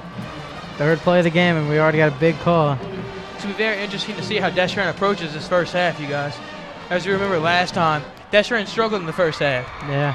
We'll look to see him attack more, not to create as many mistakes. That's definitely what killed him in the first half against Hahnville. They're going to mark him a half a yard short as the bunt team will come out. So that was Alfred Smith on the catch, but it was not enough. It was a 5-yard catch, not 6 yards, unfortunately. Yeah, the good thing is they're going for the punt because you don't want to give Hahnville great field position. It's out to Waylon LeBlanc, who calls for the fair catch, and Hahnville will get the ball at about the 34-yard line. How do you see Hahnville? How do you see Hahnville approaching Destrehan on his offensive side of the ball? I think Hahnville's got to be very careful because one of the big problems is that tends to flare up with them is they like to turn the ball over a little bit more than Coach Salt would like. And they've definitely gotten used to this option offense over the year. It's new to them, but if they're able to get a grasp on it and not turn the ball over, I think that's their biggest thing. So I feel like that's what Coach Salt's been preaching all week. What are you looking to see from the quarterback situation at Hahnville? Well, obviously they have two very good quarterbacks in Mike Neal and Austin Perrin. On the field right now for Hahnville, as you see in motion, is Mike Neal, as that's going to be about a 2-yard carry for the Tigers. On the carry there was the monstrous junior Drew Dunn. But Mike Neal, more of a powerful runner. Austin Perrin, very fast, very fast. And that's what you need because Destrehan has two quarterbacks that do good with each other, and Hahnville does too with Mike Neal and them two. Right you are. It'll be 2nd down and 7 here from the 37-yard line for the Tigers of Hahnville. The Destrehan's defense need to be very aware how the Hahnville's offense has been throughout the couple of games through the season. They have scored 50-some points on their opponents. In motion here with the ball is Ricky Preston. Ricky Preston picks up the 1st down and much more as he is into Destrehan territory. That is exactly how Hahnville has to come out on offense in order to win this ball game. They can't stop exploding. They can't stop attacking the middle of Destrehan. Right, especially with Kirk Merritt on the other side for Destrehan. Hahnville needs to have some speed of its own, and Ricky Preston definitely has speed. Because as soon as Hahnville starts stalling on offense, as soon as they aren't able to get anything done, that's when Destrehan can take advantage of that. Right. And Destrehan's defense need to watch out because Hahnville came into Houghton, the number 5 seed, and beat them 28-14. In motion here is Ricky Preston. It's going to be handed off to the fullback for about 5 yards. It's a great gain on 1st down. On the carry there was Bradley Oakland, the senior. So it'll be 2nd down and 5 here. Nice little drive for Hahnville to start. They've been running the ball with efficiency. We haven't seen the quarterback have to throw the ball yet. But if he does, he's got Brandon Singleton on the side. He's been electric, to say the least, for Hahnville. 2nd down and 5. Taking the snap is Neal, and Neal's going to hand the ball to Norquell Flowers. Flowers got a hole. Flowers is going to pick up about 4 or 5. He's close to the 1st down. Just short. Right you are. They will mark him about a yard short. Another thing to look for on Destrehan's defense is the experience. I cannot say how much experience Destrehan has. It's unbelievable. Through the long playoff run, getting upset by Katie Anna in the semifinals last year, they've been in every situation you can imagine. They've been down at halftime. They've been up. Something to look for. Of course, Hahnville's offense has been in a multitude of situations of their own against teams varying from amazing to run-of-the-mill. Honor center has Neal for 3rd down and 1. It'll be taken by Neal himself. He's close. Very close. Actually, at the beginning of the season, beginning of the games, Destrehan's defense has allowed a lot of yards. But then in the second half, Destrehan's defense has stepped up to give Destrehan the great position to win the game. That's definitely one of the greatest things about Destrehan's defense is their ability to take advantage of the offensive mistakes. They stop them turning into points by causing mistakes, and in order to beat a Destrehan team as we have this year, it's be very difficult. You can't create those mistakes. Out come the chains. Let's see. There's centimeters of difference. And first down for Hahnville. Just by the nose of the ball. Amazing, two very, very close calls here in fourth down already in the game. It's with 6:44 left, and barely by the tip of the ball made it. Hahnville is the benefactor of both as their drive continues from the 35-yard line. Of course, at quarterback for Hahnville, we've talked about Mike Neal and Austin Perrin. Mike Neal started the year at quarterback, but in the third game against Landry Walker, he broke a collarbone. Austin Perrin came in, was very good, and since Neal's come back, both have held on to a share of the job. In motion is Ricky Preston. Ricky Preston will get the ball. He's got a hole up the middle, and he will get about 7 or 8 yards. Great job by Hahnville's offensive line. It's creating running room. He had a hole the size of Mars. He was able to get through it pretty easily, and with his speed, he scampers for 7 yards to the 28-yard line of Destrehan. Through this first drive, Destrehan's looked pretty slow. Yes, they have. They haven't had an answer to the option so far. Could it be the cold weather? Could very well be. It's not that cold out there. It's only in the 50 degrees, man. But it's definitely not warm like these teams are used to. It's not the Louisiana heat these two teams are accustomed to. Should have seen 2 weeks ago when they played Pineville. It was in 30s. It was same way in Hahnville when they played Natchitoches Central. Fumbled snap here. Destrehan believes they have it. Looks to be Destrehan ball. It is Destrehan ball. I just talked about it. Turnovers, they're drive killers. And right there, Hahnville may have been in field goal position, but they will get no points from quite a stellar drive. As Destrehan will get solid field position once again. You can't have those mistakes on offense if you want to beat a Destrehan team. Yeah, that's a bad break for Hahnville. Had a great drive, having one of the best defenses. Giving up yards against you, and you fumble. That's a big bad break. That's very bad for them. And let's see how Destrehan's offense comes out. They stalled in the first drive. Get to Kirk Merritt. Very rarely do we see Kirk Merritt stopped up like that, but great job by Hahnville by penetrating the offensive line, clogging all the holes, and stopping Merritt for a very short gain. As you know, they watch film all year round of these special players like Darrensburg, Will Matthews, and Kirk Merritt. Watch them all year round. Well, especially through the first matchup between these two teams. They definitely know each other very well. Hand off to Matthews. Matthews. It's a first down for the senior running back. I tell you, it's really electric out here in Wildcat Stadium. The atmosphere is definitely great. The student section is booming. There's a bunch of fans here.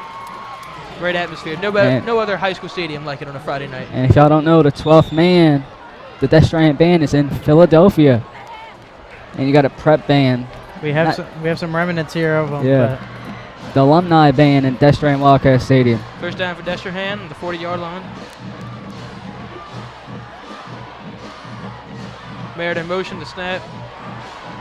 Pass down the middle, and it is caught. Wow. John Williams, I call him the trickster. He kick-started Destrehan's offense the first time around with a spectacular one-handed catch. The spectacular show of athletic ability, staying on balance after the catch. He does it once again. I call John Williams the trickster.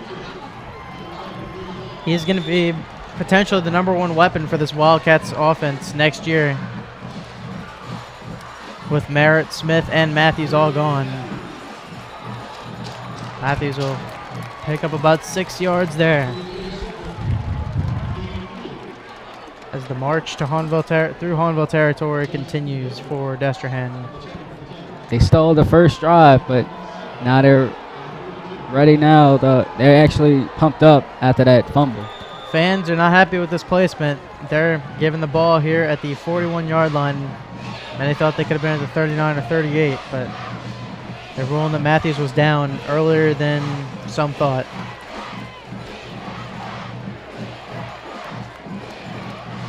Darrensburg back. He's going deep. For Merritt, overthrew. On the coverage there was Jamonte Williams. Jamonte Williams has been very good in the secondary, much like Austin Dickerson on Destrehan. He's been a ball hawk. Very interesting to see that play call. We don't see Destrehan take those shots downfield nearly as much this year as they did last year. And that really shows confidence in the running game, too, that they can maybe convert a 3rd and 7 should they look to go that way. And they're not going that way, John. And here we go. Empty backfield. Darrensburg, shotgun formation. Mr. Kirk Merritt.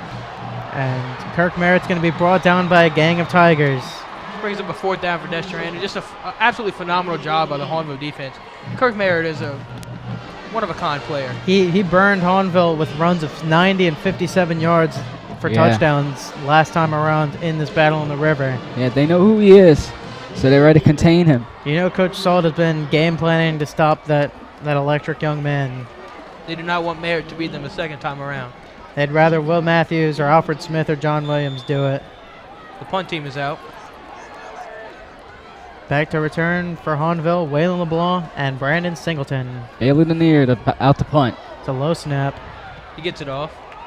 It's going to be led into the end zone.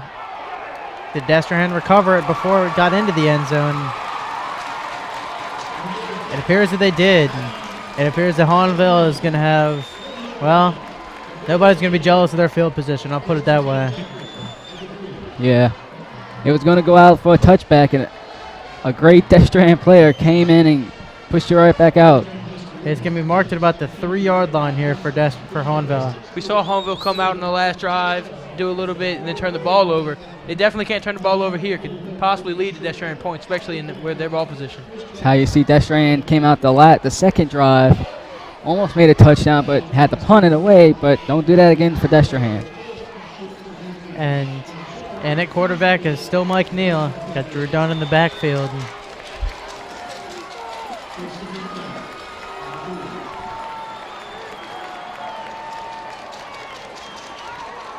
Ball's given here to Drew Dunn, and Drew Dunn will struggle for a yard. It's a fumble. Not a fumble. Did Hahnville fall on it? It appears they did. Very close call. As we just mentioned, turnover is going to kill Hahnville, especially in that part of the field. They cannot afford that again. Hahnville very lucky here to start off this 2nd drive for them. That's the main thing Hahnville needs to do, contain the ball. Absolutely. Contain it. Completely agree. Brings up 2nd and 8 here for Hahnville.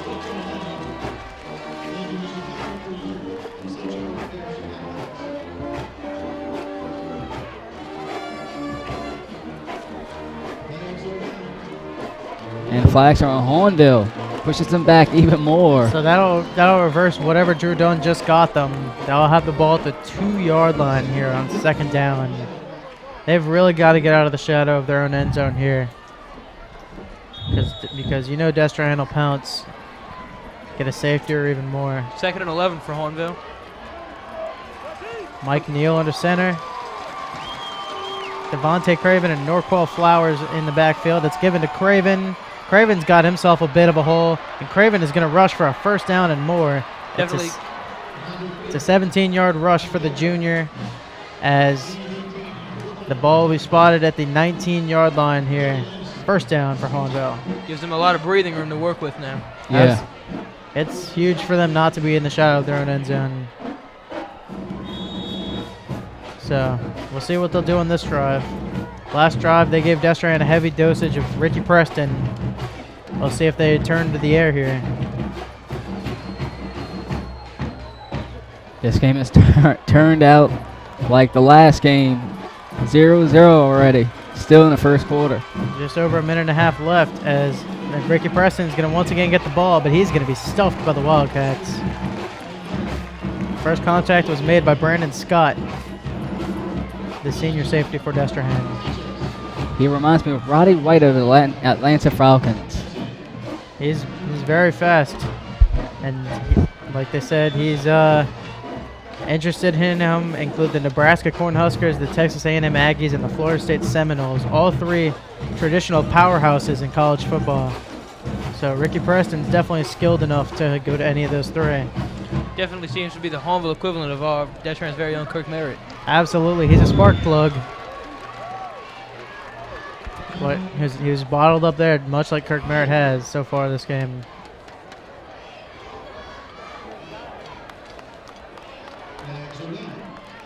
Flags. It's going to be an illegal substitution on Hahnville. So it'll be 2nd and 15 once again here. Penalties, another big factor for Hahnville. They've really cut down on them these last couple games, but they can afford for them to start flaring up here. 2nd and 15 from the 15. Self-forced errors, which Destrehan's going to take advantage of all game.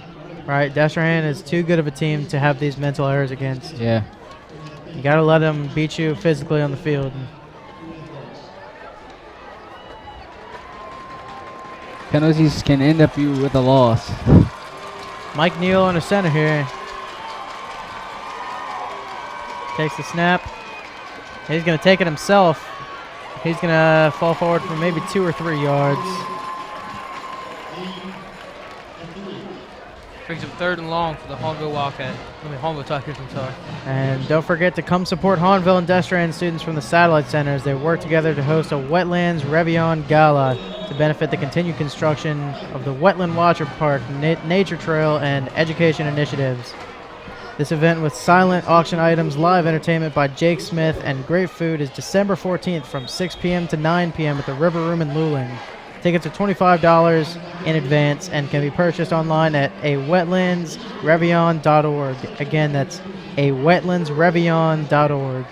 And that is the end of the first quarter. It is tied 0-0. I expected this to happen. Yep. These two teams are built on defense. Still a lot of playing time. Absolutely. Still 36 minutes of football to be played here in Destrehan High School. Very Stadium. impressive quarters by both defenses. Neither offense could get anything going. Defense played a great game on both sides. Of course, Hahnville's offense probably the best drive of the quarter, but it was stopped by a fumbled snap that Destrehan was able to pounce on. Again, great on their defense. Great on Hahnville's defense as well for this game to be 0-0 as it is.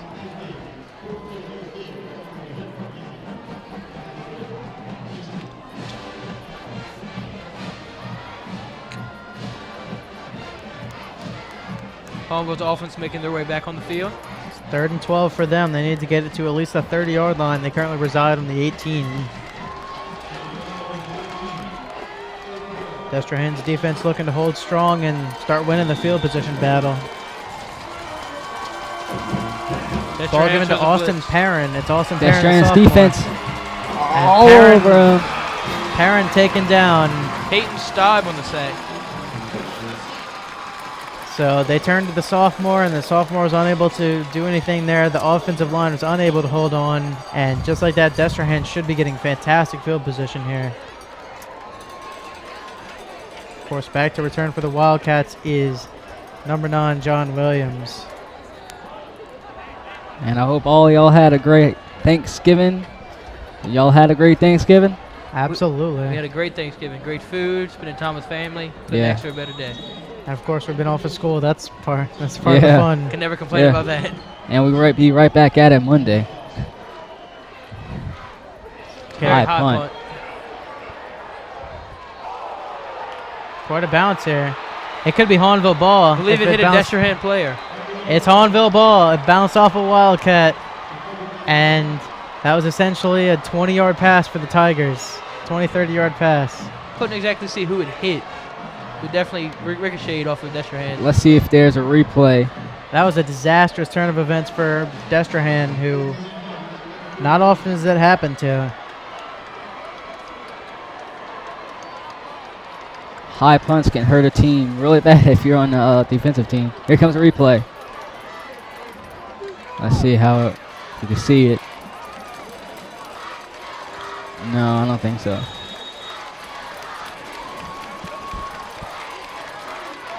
An update from Scotlandville. Zachary's up 7-0 on the Hornets of Scotlandville. As the cutback definitely allowed him to get those running yards. Taken down at the 44-yard line there. So it'll be 2nd down and 5 here.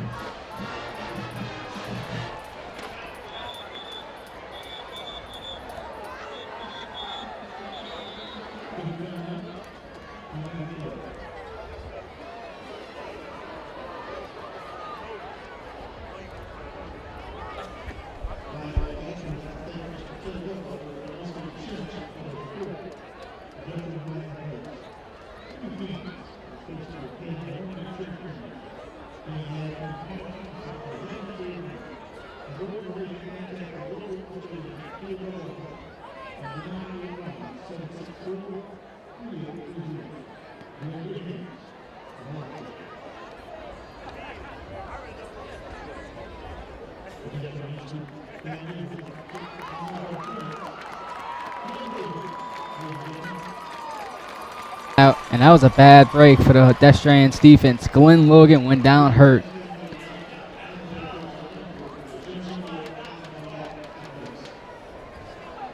We'll see how the Wildcats are able to react here. They have 56 yards behind them, but they would like to keep Hahnville from taking them.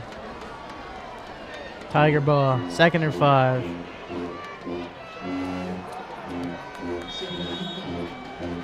In the game is Mike Neal, once again, the junior. And ball's given to Devontae Craven here. Craven with a bit of a hole. He's going at the 25. He's going to be taken down at about the 23-yard line. What a carry there for the underclassman Devontae Craven. As Hahnville is knocking on Destrehan red zone territory now.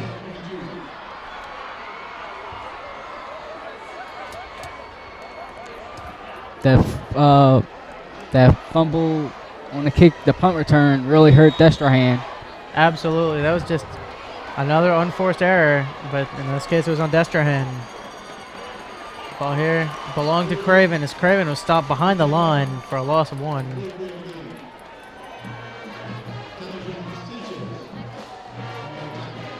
And I got it just over 10 minutes here. 2nd and 11 though on the 23-yard line for the Hahnville Tigers. They're knocking on Destrehan's red zone. Will the Wildcats hold on?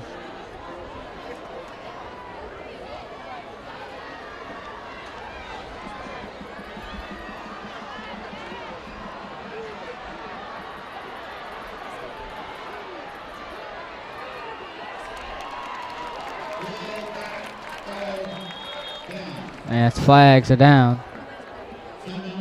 Oh, it was a timeout.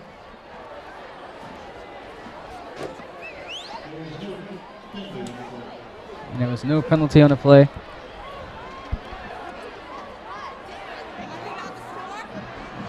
That timeout was on Hahnville. It's their first. Like we said, Tate, that long run leaded to that Destrehan fumble in the punt on the punt return. Definitely. It's very interesting because it looks as Destrehan's second half play against Hahnville in the first battle on the river is exactly what Hahnville's doing out here. Explosive plays, stretching out the field, taking advantage of the weaknesses in the Destrehan defense. Could possibly lead to points and even a lead. They're pretty unfortunate now to have points after the first drive where they lost the ball to 28 due to a fumbled snap. But you're going to try to make good on this one. Another update here from Lafayette. The Acadiana Rams are up 7-0 on the Mandeville Skippers. The winner of that game will face the winner of Zachary versus Scotlandville, which is currently 7-0 in favor of the Broncos of Zachary.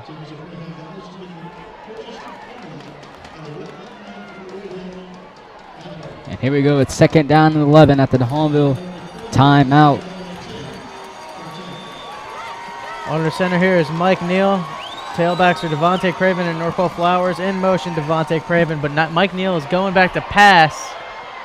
And intended for touchdown. Ricky Preston was the touchdown. An absolutely beautiful throw, beautiful catch. That throw was amazing to me. Just the power behind it, great vision downfield. Phenomenal job by Hahnville. That's everything you want out of a quarterback that Mike Neal just gave him. And that's another big thing. Of course, Mike Neal wasn't here for the Destrehan game. And right there, he's seeing what the Tigers are missing in that game. As Hahnville with the extra point here. Extra point will be attempted by the freshman Matthew Boyer. And the kick is up and it is off the uprights. It's a missed extra point from Matthew Boyer. Last week he did the same thing against the Houghton Buccaneers. It's a huge mistake for Hahnville. Mistakes for Hahnville keep on coming, but despite that, they're up 6-0. They've tied the amount of points that they got from the Battle on the River earlier in the year. Of course, that one they lost 24-6. They're off to a considerably better start here after they went down 24-0 in the last one. So, Jacob, do you believe Destrehan's in any trouble here to start off? No, not at all. I agree with Jacob. I would see Destrehan coming back out in the second half and scoring against Hahnville and making it a closer game. I don't think it has to be in the second half. There's still 9.5 minutes left in this half. We know that Destrehan hasn't been the greatest first half team all year. And remember, a few weeks ago at East St. John, we had our doubts about Destrehan in the first half. Struggled completely, came back in the second half. I think if they struggle in the second half is when you should be worried. But as of right now, you just need to play your ball game, stop making mistakes, and move it down the field. They did the same thing against both Thibodaux and Dutchtown. Both solid teams, but this is Alfred Smith. Alfred Smith.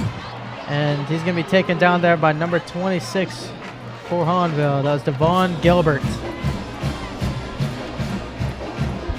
And Destrehan will have the ball here on the 30-yard line. And that touchdown was led to Destrehan's fumble off the fumble return, the punt return. Turnovers are, like I said, it was the key battle. So far it's tied 1-1. And definitely got to keep an eye out for Will Matthews and Kirk Matt as we do every drive. But Destrehan has the ability to make off that big play just like Hahnville did. And it's not just Matthews or Merritt either. They're thunder and lightning, but Alfred Smith. Will Matthews. Will Matthews is taken down to midfield here. He's taken down by Josh Commerdale and Javante Williams and Drew Favre. Every time Matthews gets his hands on the ball, it feels like nobody in the state can bring him down. Absolutely. Yeah. He's the thunder of the Thunder and Lightning for a reason. He's a very powerful back. You know what? Seeing that fumble, I don't think it was a fumble. I think the Hahnville players reacted. Ball here to Kirk Merritt. Kirk Merritt with a bit of a lane, but he's taken down by number 15, Dwayne Thomas. Unfortunately for Hahnville, there's flags up near the pocket. Going to be holding. Looks to be. Yep. Holding on the Destrehan Wildcats. That's going to back them up. It adds to an already long list of mistakes so far for Destrehan, especially on the offensive side of the ball. Of course, one of the best things Destrehan has done so far this year is not make mistakes. We've seen some penalties from them. We've seen a couple of turnovers, but this is pretty atypical for Destrehan football so far. So it's now a long first down and 21. Some may even say this is the sloppiest way that Destrehan started a game all year. It seems like it. Very rare for a rivalry game, especially as big as this one. And they need to hurry up and score because Hahnville gets the ball in the second half. Yeah. Still 8 minutes to go in the second quarter. In motion here is Kirk Merritt. And Alfred Smith. It's going to be the jet sweep to Smith. Alfred Smith. The man they call Tarzan is going to be forced out at around the 45. Looks like Tarzan got hit by a tree with that hit. Yeah, you heard the crowd in the background. Nah, they were not a fan of that hit. Ball spotted at the 45-yard line, second down and 15.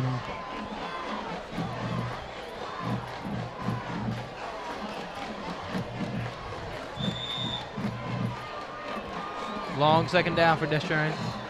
And we see Grenier out for the Wildcats. With Matthews. Drops back for pass. Down the middle to Kirk, and it's intercepted. What a play. It was tipped by Jai Knight and picked off by the senior Drew Favre. What an unbelievable play for Hahnville.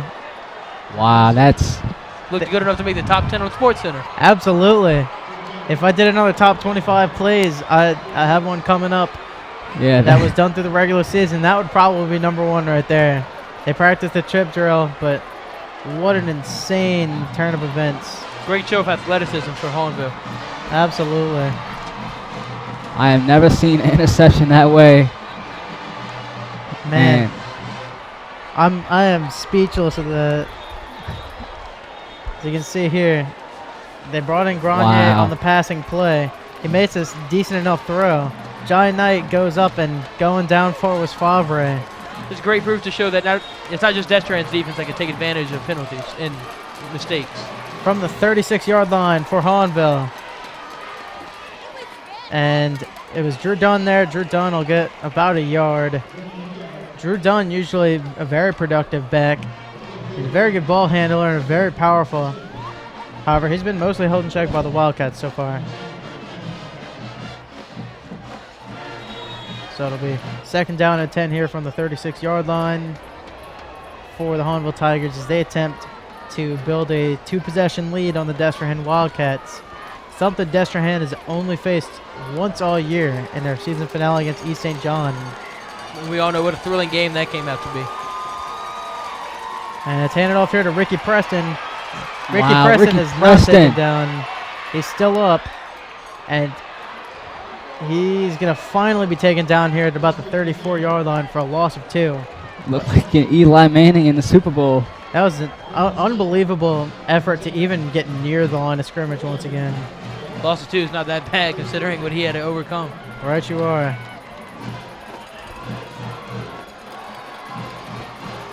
As you can see here, 6 minutes, 22 left in the game. And it's a critical 3rd down here for the Hahnville Tigers defense.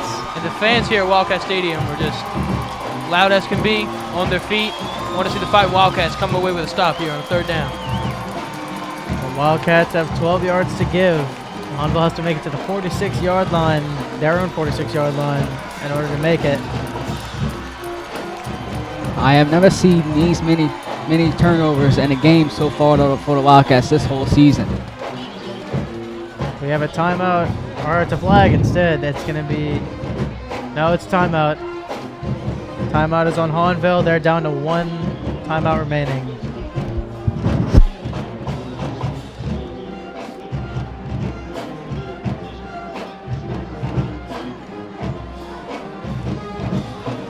Upsets for Hahnville's team are not unheard of. As we know, last week they upset Houghton, went all the way up to North Louisiana, came away with a win. Could there be another upset be brewing against their rival Destrehan tonight? It's not the first time they've upset anybody. They upset early in the year. In the game Mike Neal went down, they defeated Landry Walker, who is a top-ranked team in Class 4A. And they did it on the road nonetheless. Hahnville's been very good on the road. And earlier in the regular season, they had a great chance at upsetting Rummel. They came away short in that game, but definitely was very close. Absolutely. And Rummel's a nationally ranked team. Yeah. Right. They're of course tonight playing. They're playing in the select football bracket. Here we go. It's 3rd down and 12. Mike Neal hitting the backfield here was Devontae Craven, and Craven's going to be taken down for a gain of about 1. And it's going to be a turnover here for the Hahnville Tigers. It's a very interesting play call. Run play in a very 3rd and long. Yeah. Maybe they just didn't want to make the mistakes through the air. I can't tell what Coach Salt's thinking. But it appears they're playing the field position battle here. It's a very interesting approach to the game. Absolutely. You gotta love when a coach has confidence in his running game, but that might have been a passing down. Aaron Bourgeois' punt is off here. It's gonna be fielded by John Williams. Williams has a bit of a hole. John Williams. 1 man to beat. John Williams all the way to the 20, 10, touchdown, Destrehan. It was Kirk Merritt on the block there. He was able to block the punter Aaron Bourgeois, and that sealed this touchdown as John Williams, the trickster. A perfect example that Destrehan is not just Kirk Merritt and Will Matthews. Yeah, absolutely. And John Williams will come back next year for the Wildcats. He's That's a big key effort. Thought. Look at that. Williams slipped by everybody, and as you can see there, Kirk Merritt brings the thunder on the punter Aaron Bourgeois, and John Williams is able to do a Spanish waltz into the end zone. Now we have the great kicker, almost automatic Randy Harvey out for Destrehan's extra point. For the lead here. The snap is good, hold is good, the extra point is good, and the Destrehan Wildcats are back on top, 7-6 over the Hahnville Tigers. Destrehan's first lead of the game. It's a big one for them. And great timing. Still some time to go before halftime, but definitely some life at the Destrehan. or special teams per se. Of course, Hahnville will receive the kickoff here with just under 5 minutes to go in the second quarter.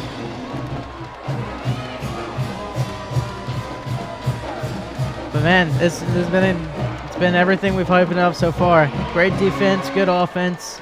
A little bit sloppy with the amount of turnovers so far. Now that has woken up the Destrehan crowd.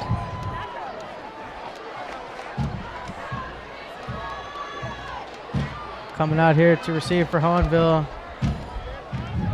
Ricky Preston, Anthony Williams, Devontae Craven. Of course, out of those, you might notice Anthony Williams, the freshman. They call him Puka at Hahnville. Puka. He's had 2 return touchdowns so far this year. And he's also the man who was able to field the onside kick against Thibodeau in a game that Hahnville ultimately lost. Of course, Ricky Preston also had a kickoff return touchdown against Natchitoches Central. That kickoff is out of bounds by Randy Harvey. Not exactly sure what Destrehan was trying to approach with that. Maybe they just wanted to keep the ball as far away from Ricky Preston, Devontae Craven, and Anthony Williams as possible. Gives Hahnville great field position. Absolutely. A lot of time to work with. They only have 1 timeout with plenty of time on the clock. Right. Definitely enough time for this rushing attack to make the yards it needs. Just under 5 minutes to halftime. Ball will be placed here at the 35-yard line for the Hahnville Tigers, as they will attempt to recoup following the punt return for a touchdown by John Williams.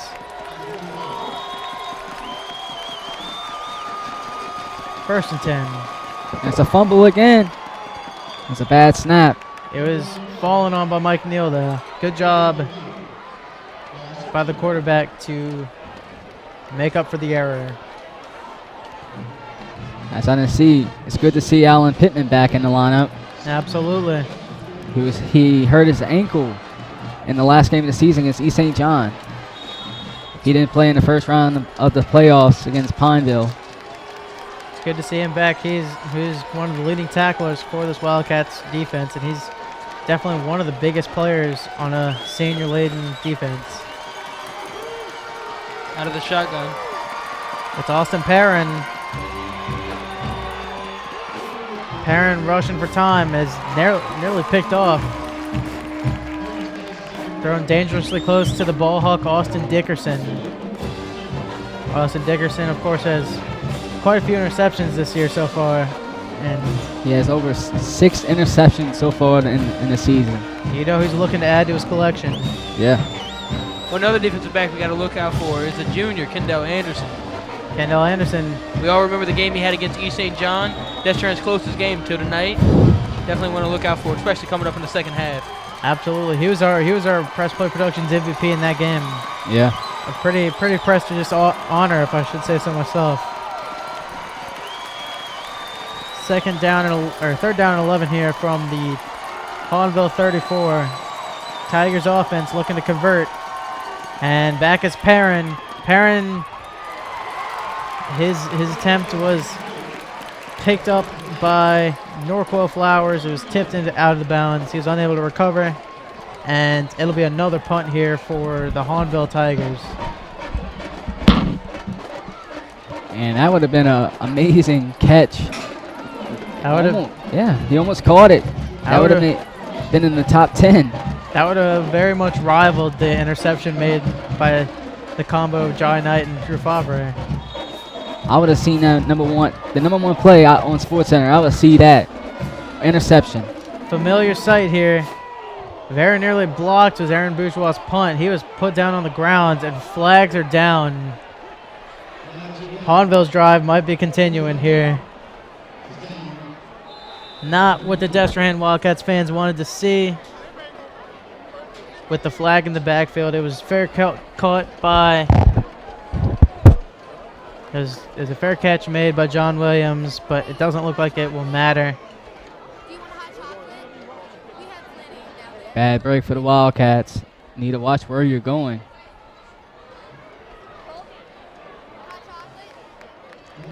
Roughing the kicker. but Destrehan will keep the ball. They were very lucky to get the ball back. Penalty was declined. That would have caused a repunt. I think Hahnville's happy to escape with John Williams not returning it for a touchdown. Yeah. So Destrehan will start with the ball at about the 24-yard line. 3 wide receivers on the left, 1 on the right. And as you see, Cohen Grenier back out as quarterback. Right next to him is this trusty running back, Will Matthews. Of course, we've seen Destrehan turn to the 2-quarterback system pretty late in the year. As Grenier is impressed. Matthews, he's going to be taken down there by a gang of Tigers for about a 6-yard gain. And of course, don't forget the Wetlands Revion Gala is on December 14th from 6 to 9 p.m. at the River Room in Luling. Don't forget to support the Hahnville and Destrehan students from the Satellite Center of the HRT class. Tickets are $25 in advance, $50 at the door. Kirk Merritt takes the ball here. He's hitting the backfield, but unable to be taken down as he's going to be forced out of bounds at about the 31. No gain on the play. He's been partially contained throughout the game so far. He's ripped off one pretty big run, but other than that, he's been pretty quiet. He's been pretty docile, as it's been mostly Will Matthews has been doing the work through the running game.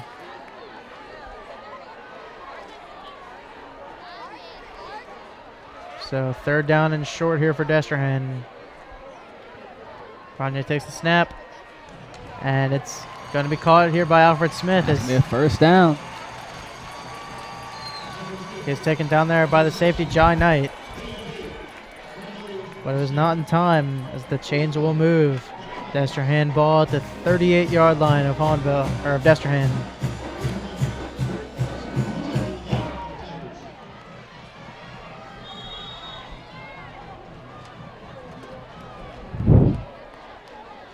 Now it's 1st down and 10.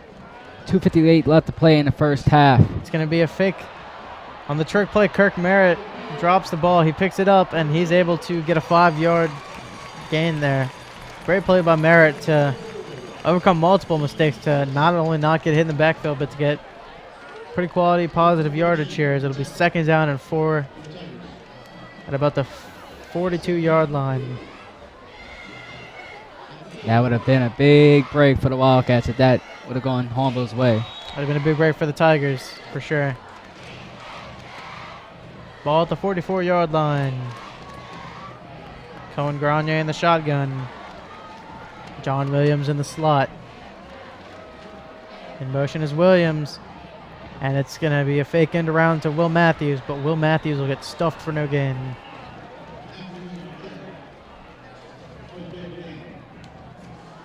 And so far we haven't seen Destrehan return to the air. Other than the 1st down to Alfred Smith, we haven't seen him air it out since the interception.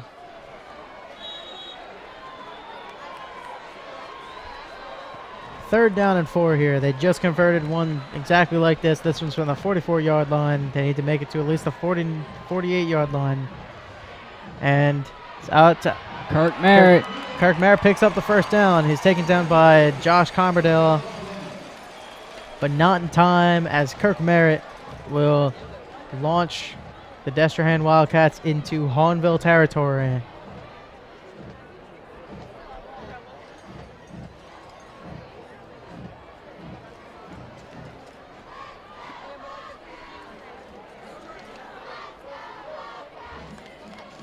And it was a flag on the play, John. Oh, that's never what you want to see. The Wildcats are going to be backed up here. They're all the way back at the 30. Not sure what could have happened there. We'll see what the Wildcats can do here, but they just turned a 3rd and short into a 3rd and gargantuan. So it's 3rd down and 17.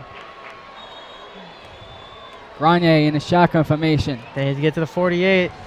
They're airing it out, going for John Williams, and it's not going to be caught.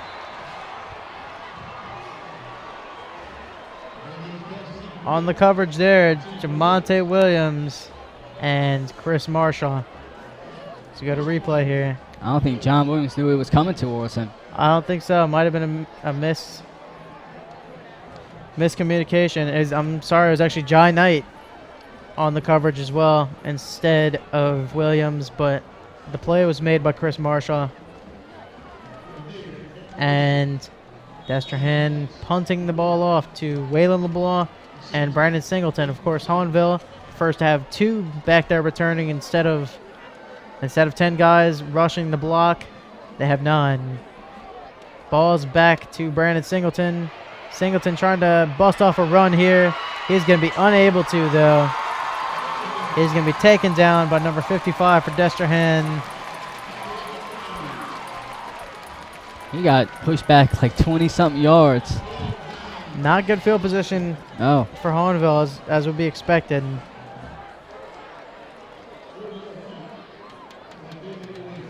He would have been at around the 30-yard line. They pushed him back right around the 20-yard line. Man, that was quite a good play by Kalen Brown for Destrehan.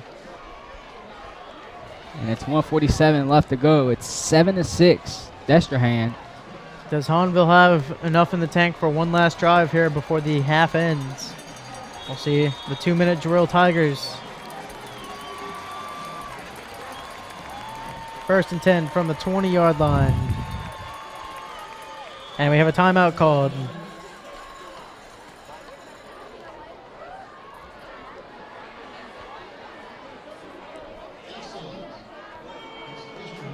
And that's a Destrehan penalty offsides. Oh. Must have missed the flag. That's going to make it a slightly shorter first down here. It's 1st down and 5 on the 25 for Hahnville now.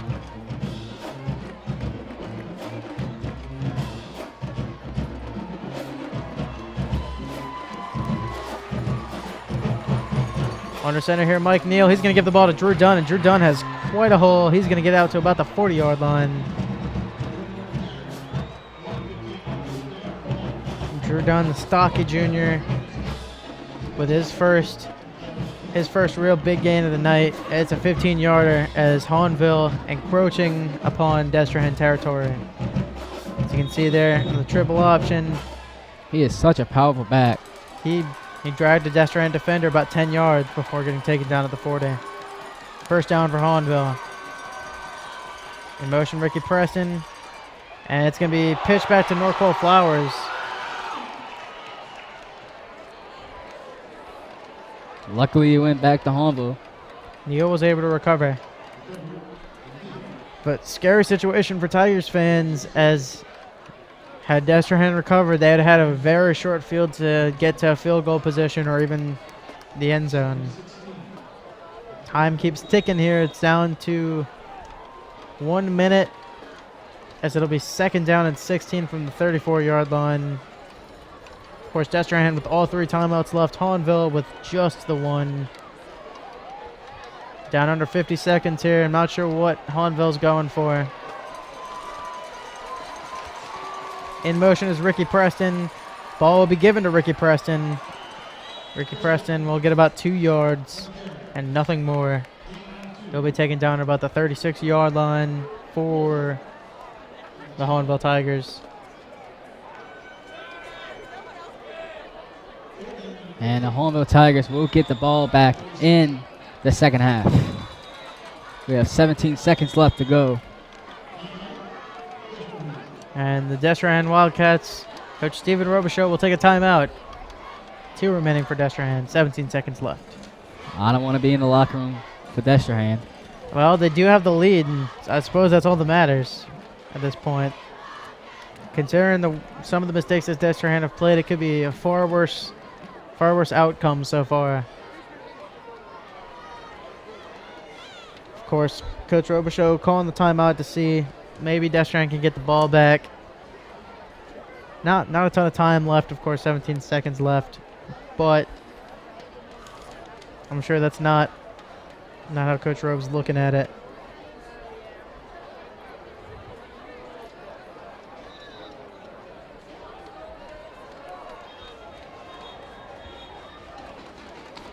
An update from Monroe, Louisiana. The score is 3-0 West Monroe Rebels up on the C.E. Bird Yellow Jackets. And the possibility if Destrehan wins and West Monroe wins, Destrehan comes back home. If Hahnville wins, no matter what, Hahnville will be home. Yep. Destrehan and Bird win, it goes to Shreveport. Fumble. And it's a Destrehan ball. Destrehan has a very possible field goal scenario here. They may already be in kicker Randy Harvey's wheelhouse at this point. So you can see here, pretty much the play you don't want to see with 13 seconds left in the half in your opponent's territory. Here comes Marquise Starensburg to come out. Another update from Lafayette, Louisiana. Acadiana Rams up 14-0 on Mandeville. And from the Baton Rouge area, Zachary Broncos up 14-0 on Scotlandville. That's your Class 5A update. Marquise Darrensburg back.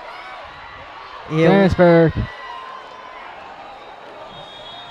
He was able to elude the grasp of the Arkansas State commit, Fred Brown. Fred Brown's been a real leader on this Tigers defense. And Darrensburg is able to get to about the 35-yard line.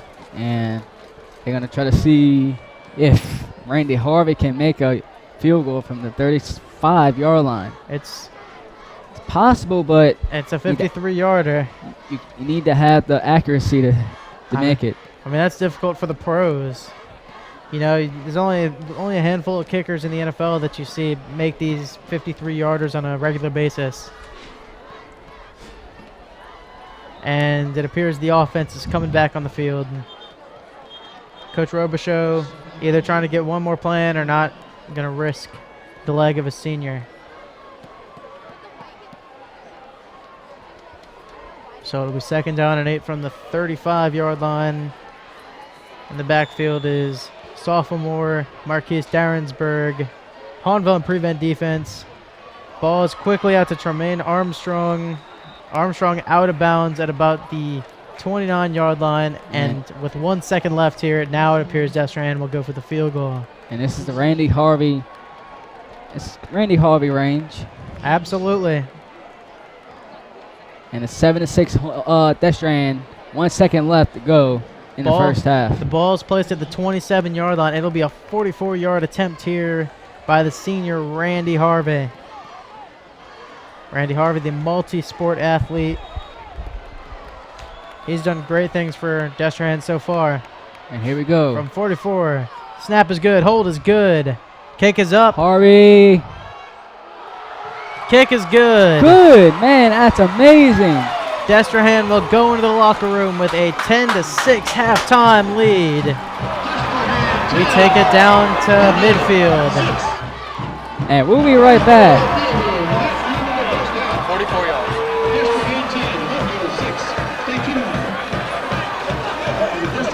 And as you see, a 44-yard field goal by Randy Harvey puts the Wildcats up to a 10-6 lead against the Hahnville Tigers. What an exciting first half it was. A good Hahnville defense we see, a good Hahnville offense as well.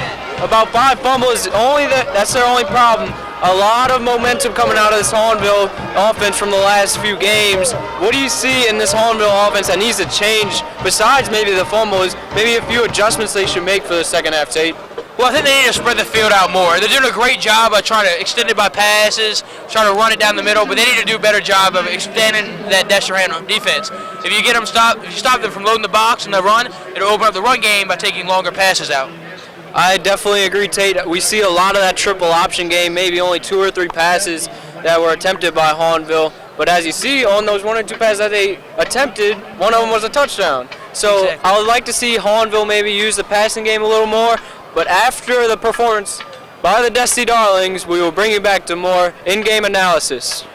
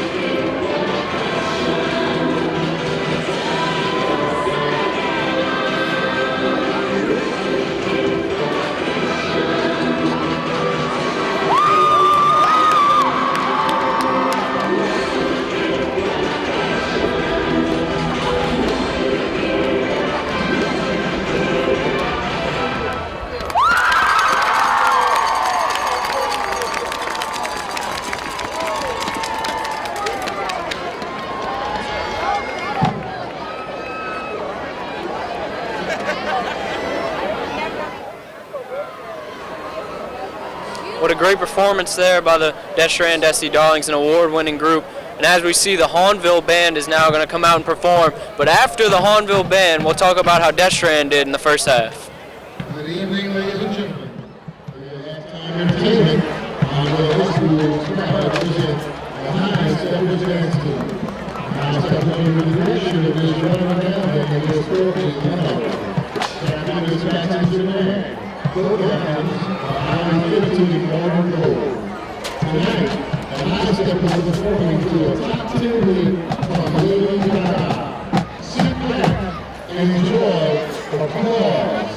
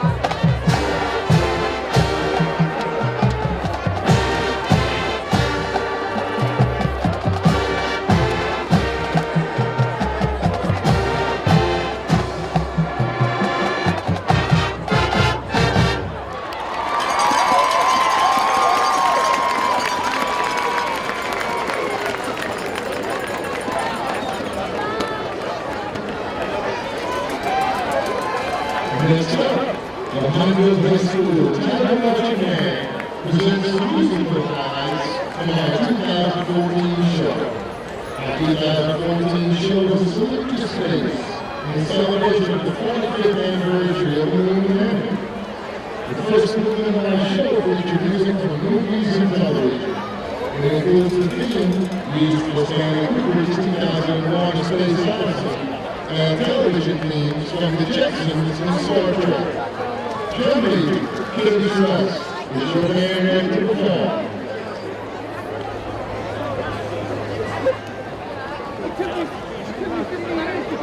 Hahnville High School Tiger Band. Live long and prosper.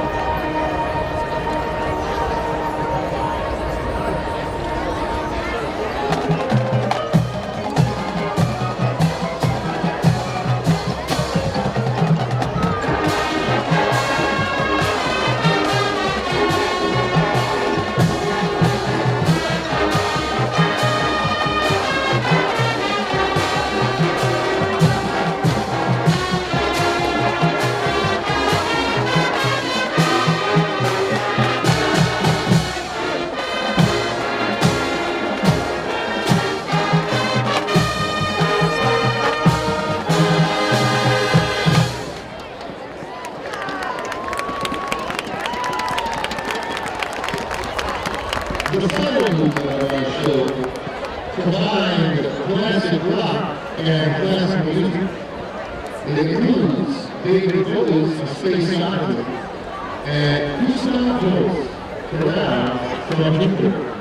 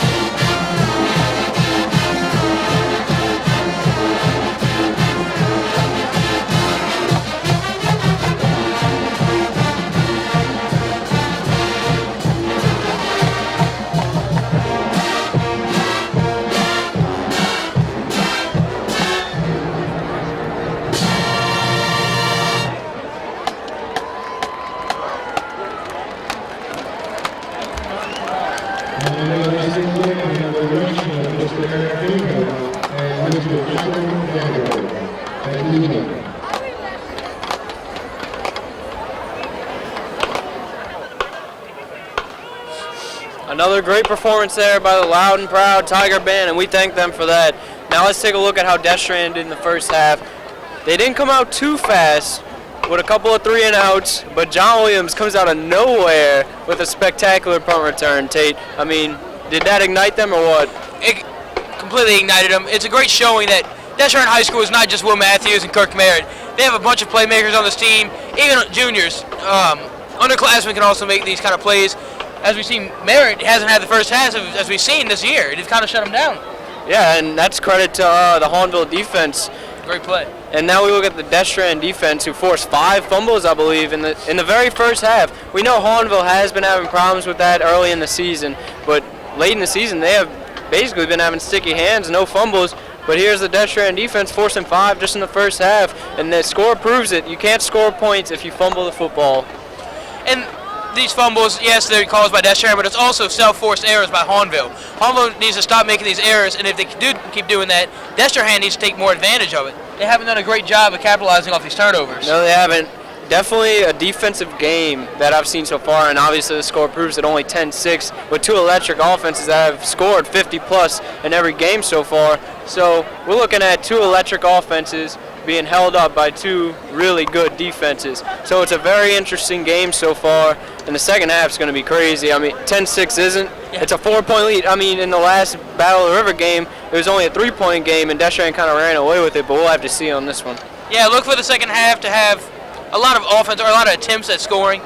I don't see a big scoring second half. I think this will be also a defensive matchup. But I think a big difference is the kicking game. As we saw, Randy Harvey made a great field goal at the end of the half. That's a big difference maker, because if Hahnville gets to that part of the field where they can't necessarily score a touchdown, they have to go for the field goal. We don't know about their kicking game. Yes, as you saw earlier, their kicker, Matt Boyer, did miss an extra point. It went off the goalpost, so it'll be interesting to see what Coach Salt does with their game plan when it comes to field goal kicking, or maybe even extra points. They might go for 2 now. As we saw earlier in the season when they were struggling with the kicking game, they chose to go for 2 every time. So it'll be very interesting knowing that Hahnville kicking game maybe isn't there tonight. And if it comes to a point to where we might have a field goal, take the lead field goal to win the game, Randy Harvey, if he has that opportunity, I don't see him missing it. I believe Randy Harvey to be one of the top kickers in a district, maybe even the state of Louisiana. Definitely a high school kicker just nailed a 44-yard field goal under the pressure of rivalry going into halftime. I mean, you got to have all the momentum in the world coming out of that locker room. Exactly. And the only thing that Hahnville needs to be scared of, well, I shouldn't say need to be scared of, because as I heard Hahnville people say, fear no man. The only thing I would be scared of if I was a Hahnville person is Destrehan in the second half. As we know in Destrehan history from this season, the second half has been their secret weapon. They come out in the second half firing. Yeah, a perfect example of that is look at the fourth quarter. I believe it's the fourth quarter against Hahnville in the first Battle of the River back during the regular season, about mid-season. Yes. Kirk Merritt had a phenomenal game-sealing touchdown. They went for what, roughly 80, 90 yards? Yes, I believe it was 95. So a huge game-sealing thing. Because Destrehan's biggest thing is not just experience, it's not just knowledge of Hahnville. Their biggest thing is clutch. Yes. All these seniors, all this experience adds to that clutch factor, which Hahnville definitely has to be prepared for coming out in the second half. Because I can assure you, Destrehan's going to come out firing. Well, not only John William, but we saw Will Matthews kind of get some fire going. As you know, as East St. John would know, you do not make Will Matthews mad. In the East St. John game, when we were down, I saw Will Matthews' eyes. He was not happy. And the next drive he went on the field, as you see a lot of these runs now, when he's mad, when he's running angry, it does not, you need more than one person to take this guy down. Exactly. Will Matthews is phenomenal. I truly believe that there's no defensive player, linebacker, safety, none in the entire state that can bring down Will Matthews alone, especially when Will Matthews has that drive under him, when he has that passion. He has a passion for the game of football, just has a love for the game, and he's great at it. Just so much power in that one young man. Well, let's look. Hahnville's defense forcing that interception against Cohen Grenier. Destrehan kind of twinning up with Hahnville, not showing too many passing plays, but Jai Knight with an amazing tip and an interception. It was just amazing because he went up there, extended all the way, and sacrificed his body for his team to come up with the interception. I mean, I was glad he didn't get hurt because that was a big landing. Yeah, it was a great catch and also a turning point of the game, showing that Hahnville can definitely create some turnovers, that Hahnville has this athletic ability, and they're not intimidated by the athletic ability on Destrehan's side of the ball. It's definitely showing because Hahnville's been driving down the field. They've been creating some good drives, but just some silly mistakes, really. That's all you could put it. Some silly mistakes, some fumbles, a lot of illegal substitution penalties. I think Hahnville could get it together and put up a game in the second half. With that confusion, those mistakes, I'm definitely looking at Hahnville to play a better second half and come out ready. But just as I said, Destrehan's coming out ready too. And I've really been amazed by the equality that both teams have played with. Hahnville's played a little bit more sloppy of a game, but Destrehan's also played a sloppy game. I don't think we've ever seen Destrehan play such a bad first half this whole year, maybe in the last 2 years under Coach Robichaux. Well, as we mentioned at the start of the game, 55 degrees, clear skies with a slight breeze. Now the temperature has dropped to 50 degrees and it'll only go lower. The good thing is that there's no more wind. Maybe, just maybe, that can affect the kicking game for Hahnville. Definitely. Because, you know, when it's windy, it's tough. It's a tough game for a kicker. Even when it's cold, it's a tough game for a kicker because the ball gets really hard, so it takes some distance off of the trajectory. But all the kicker can do is wait for his offense to give him opportunities. Yes, and we saw, I had a little bit of doubt in Mike Neal when he came back from his injury, but we see tonight's game, he is coming out looking like he hasn't missed a game with a perfect touchdown strike to Ricky Preston. We saw that play. I thought Hahnville was going to kind of run away with it a little bit after that play, but the Destrehan team showed resiliency and didn't give up, and that's what I love about this Destrehan team. Speaking of that touchdown pass, I was extremely impressed. Just the power, the vision he had downfield. I mean, a great catch also, but just a great vision downfield, a powerful throw, very aware. Doesn't look like he missed any time at all. Oh, it doesn't. And a broken collarbone, that injury really can hurt a player. And not only does it hurt him physically, but mentally, because you come back and you don't want to injure it again. But Mike Neal just seems to be playing his heart out for his team, and that's what I like to see in a player. And he should be playing college ball with that kind of mindset. And just his toughness and his passion for the game. We talk about Will Matthews' passion, the same passion to see by him. Coming back from that collarbone injury, we've seen NFL players come back and struggle from it.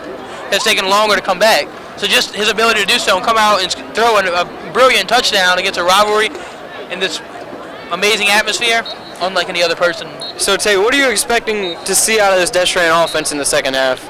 I'm looking to see more passes downfield. I think that's the key to their game, to spread the field out more, get Hahnville to play honest on the passing game. Even though they may not complete these passes, they still need to give these opportunities to Kirk Merritt. By doing that, it spreads out the field, opens up the middle of the field for Will Matthews, allows him to get yards, especially Will Matthews getting on the roll. We can't stop him. Another similarity I saw between Hahnville and Destrehan is they have two quarterbacks that can really hurt you. Destrehan with Marquise Dansberg and Colin Grenier, Hahnville with Neal and Perrin. We saw Destrehan at the end of the half use Colin Grenier, put him in for Marquise, and then Marquise comes back in. Are we going to see maybe, do you think that they're really going to utilize this dual quarterback threat? I think so. I think you're going to see more Marquise running options, running reads out of the backfield. But I expect Cohen to throw more passes. If they're going to look to lengthen the field, to throw it more downfield to open up the middle for Matthews, I see Cohen in there throwing those deep passes, not Marquise. The really interesting thing about this, it must be just a Louisiana thing. I mean, it seems like LSU has the same problem, and Hahnville and Destrehan. You got two good quarterbacks, good talent, but you just don't know which one to use, so why not use both of them, you know? Exactly. Yeah, it's a completely different aspect to an offense. The defense would never expect what's coming, and if you can execute it correctly, it can lead to a lot of victories, as Destrehan seen later on in the year. As Coach Sull would say, it's better to have the option between two quarterbacks than to not have an option at all. That's very true. And very well said. As we see Destrehan warming up, getting ready for the second half. Hahnville's in the huddle, really getting pepped up by the coaches. And I'm expecting to see a fight out of this Hahnville team. I don't expect either team to give up. And I definitely expect to see out of the Destrehan offense, I would like to see more touches by Kirk Merritt. I know maybe he had a little slow first half, but I think he can really pick this game up just like he did on the last one. I think he have a bunch of big runs because there's just a thing about Kirk Merritt that you can't stop him for 4 quarters of football. I mean, he's just too fast, too elusive. Destrehan has a lot of weapons. Hahnville has a lot of weapons. And it'll be interesting to see if these defenses dig their foot in the ground, pin their ears back, and continue playing good football. I'm looking for Destrehan to give Merritt his touches and his opportunities, but I'm also looking at Hahnville to stop that. Hahnville does not want a repeat of a regular season game between these two teams. We saw Merritt have that great second half. I'm looking for somebody else from Destrehan to step up, other than Matthews, other than Merritt. Somebody new needs to step up. A very underrated athlete I see in this Destrehan offense, number 2, Tremaine Armstrong. Last year, Donovan Isom did a great job of getting the sophomore the ball. Now he's a junior. I haven't seen him much. Why? We haven't been passing the ball. So, with that, I'd like to see him get the ball more. He has great hands, good moves, and I'd like to see that more. And it's going to be an interesting second half indeed, excuse me. I agree. Alfred Smith is definitely my player to watch for the rest of this game. He's a great athletic ability. He's been playing varsity ball since his freshman year. He's a senior now. He's definitely the person to watch, other than Merritt, other than Matthews. It'd be very hard for Hahnville to guard 3 very athletic guys. Thanks, Tate. And with that said, let's send it back up to John Ben. We'll see you after the game, folks. Thank you, Joey. We are back. with the second half of the Destrehan versus Hahnville game. Of course, Destrehan Wildcats up 10-6 on Hahnville. But Hahnville gets the ball first to start the second half. Yeah, I can't wait for this second half, John. The first half certainly did not disappoint. 24 minutes of very good football. Let's hope for 24 more. Kicking here is Randy Harvey. And returning will be Ricky Preston. That's not who Destrehan wanted to see. He's got a lot of room on the other side. He's out to the 40, and he's going to be knocked out at about the 44-yard line with flags coming in. Very good return for Preston, and without the flag, it's very solid field position. We'll see what the flag is on.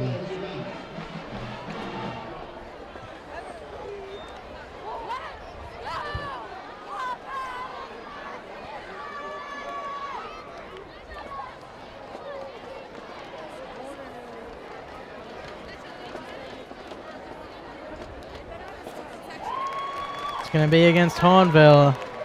That's going to nullify quite a bit of the return, as the Tigers are going to saunter back.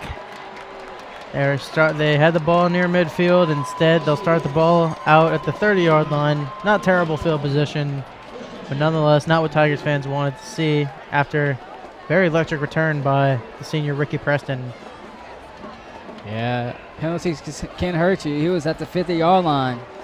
I pushed him back to the 30. Penalties we saw on both sides. Both teams will hope to cut down.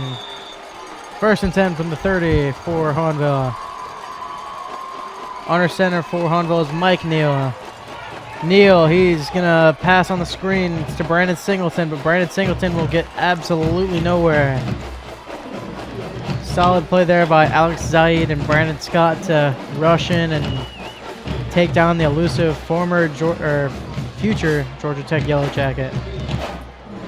And let's see how Destrehan plays in the second half. All year round, Destrehan has been a second half team. Right. So Hahnville needs to watch out at Destrehan, and they knew how they were last game they played them. Yes, they do. As Joey and Tate said, Destrehan really took this one by the horns in the second half, and they were able to win 24-6 after only leading 3-0.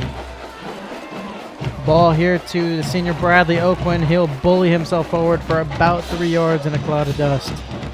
Bradley Oakland and Drew Dunn are such powerful runners.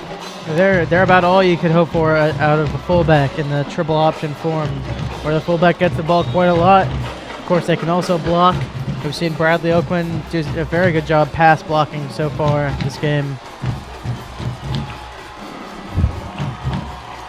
As it'll be 3rd down and 8 from the Hahnville 32. Tigers attempting to make another 3rd down conversion. They've been pretty decent on 3rd down conversions so far. And welcome back with us is Tate Russo. How's it going, Tate? Neal back. Neal's going over the top to Ricky Preston. It's right through his arms. Ricky Preston is not going to be happy with himself that he missed that one. He was wide open, and he could have gotten a touchdown, but instead it'll be 4th down here. Hahnville goes 3 and out. So it's 10:50 left to play. 4th down and 8. So you can see here, Mike Neal goes deep. He places this one just about perfectly, getting it over Brandon Scott, but Preston is just unable to take it in. He was, of course, a wide receiver last year. He was used very often as a wide receiver, or as a running back early in the year. Used more as a wide receiver this year. Bourgeois' punt is very high. Destrehan will not touch the ball here, as Hahnville will down it at about the 31-yard line. And that's what led last time to the Hahnville touchdown, was the Destrehan player getting hit by the punt return. Yes. We've seen, it's a pretty rare play, but we've seen it happen in college football, in the NFL, and certainly in high school. And that was a big turnover for Destrehan. And it's the source of Hahnville's only points. And you see Marquise Starensburg back out for the Wildcats with Will Matthews and Kirk Merritt.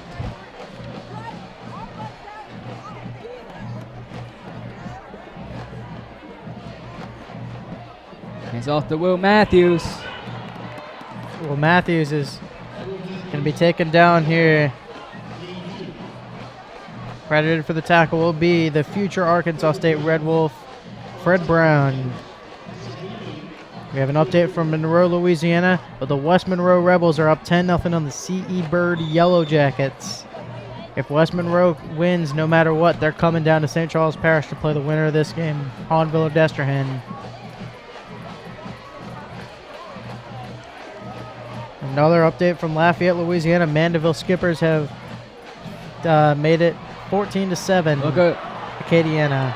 Alfred Smith. Alfred Smith's got a hole. He's going to be taken down at the 47-yard line. Alfred Smith is very famous for this. Going another way, he can't see the other way, he goes another way. He's got amazing horizontal movement. He was taken down there by Dwayne Thomas and Chris Marshall. He said he couldn't go that way. He says, I'm going this way. Fred Brown gets a hand on him. He's able to get away from Brown before he's taken down by Marshall and Thomas. Will Matthews here. Taken down there by Peyton Robert and Drew Favre. And we have Tate Roussel with us. How you doing, Tate? Good. How are you guys? Oh, really good. Looking for a great second half. We're enjoying ourselves so far for sure. Tate is a busy man, has been on the sideline and up here. For sure. We're running back and forth. We did a great halftime show. Yes, you guys did. Oh, yeah. Brought up some very good points. And it's 2nd down and 3. Hands off to Will Matthews. Easy first down and more. He's going to be taken down at about the 36-yard line. Credited on the tackle there will be the safety Drew Favre. He was slow to get up. Drew Favre has been one of the stars on defense so far in this game for Hahnville. He was able to make the interception that was tipped by John Knight. As you can see here, great hole for Will Matthews. Here comes 1st down and 10, 8:55 left in the 3rd. Destrehan from Hahnville, 36-yard line. And we play his whistle dead.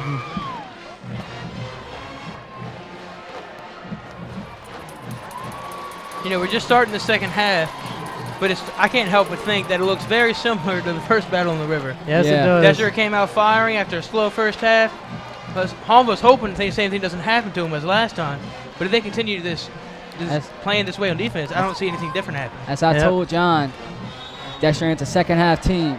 That was a stupid, unforced error. It was a offsides by the nose tackle.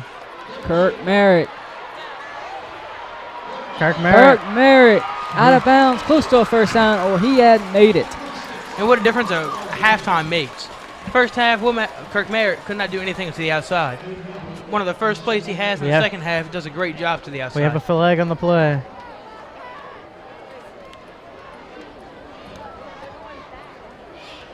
I think it's on the Wildcats. That's going to nullify Kirk Merritt's run as Destrehan.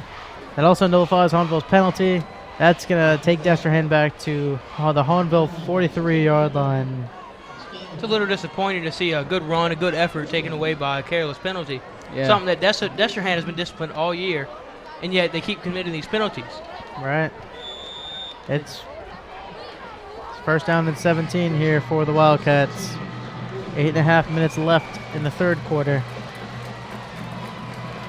Darrensburg. Alfred Smith in motion. It's going to be handed up to Matthews. Great job there by Josh Commerdale, the junior, to drag him down. It'll be a gain of about 6 for the senior running back. It really was a great job on the tackle. It's a very, very difficult person to tackle is Will Matthews. He comes at you like a bull. Especially with the strength of Will Matthews, his legs, he can squat 550 pounds. It's ridiculous. It's compared to Leonard Fournette's 600. He's a guy who was averaging 9.5 yards per carry in the regular season, which is just unbelievable. It's incredibly difficult to tackle him by the ankles. That should have been an easy catch for Alfred Smith. He heard footsteps behind him.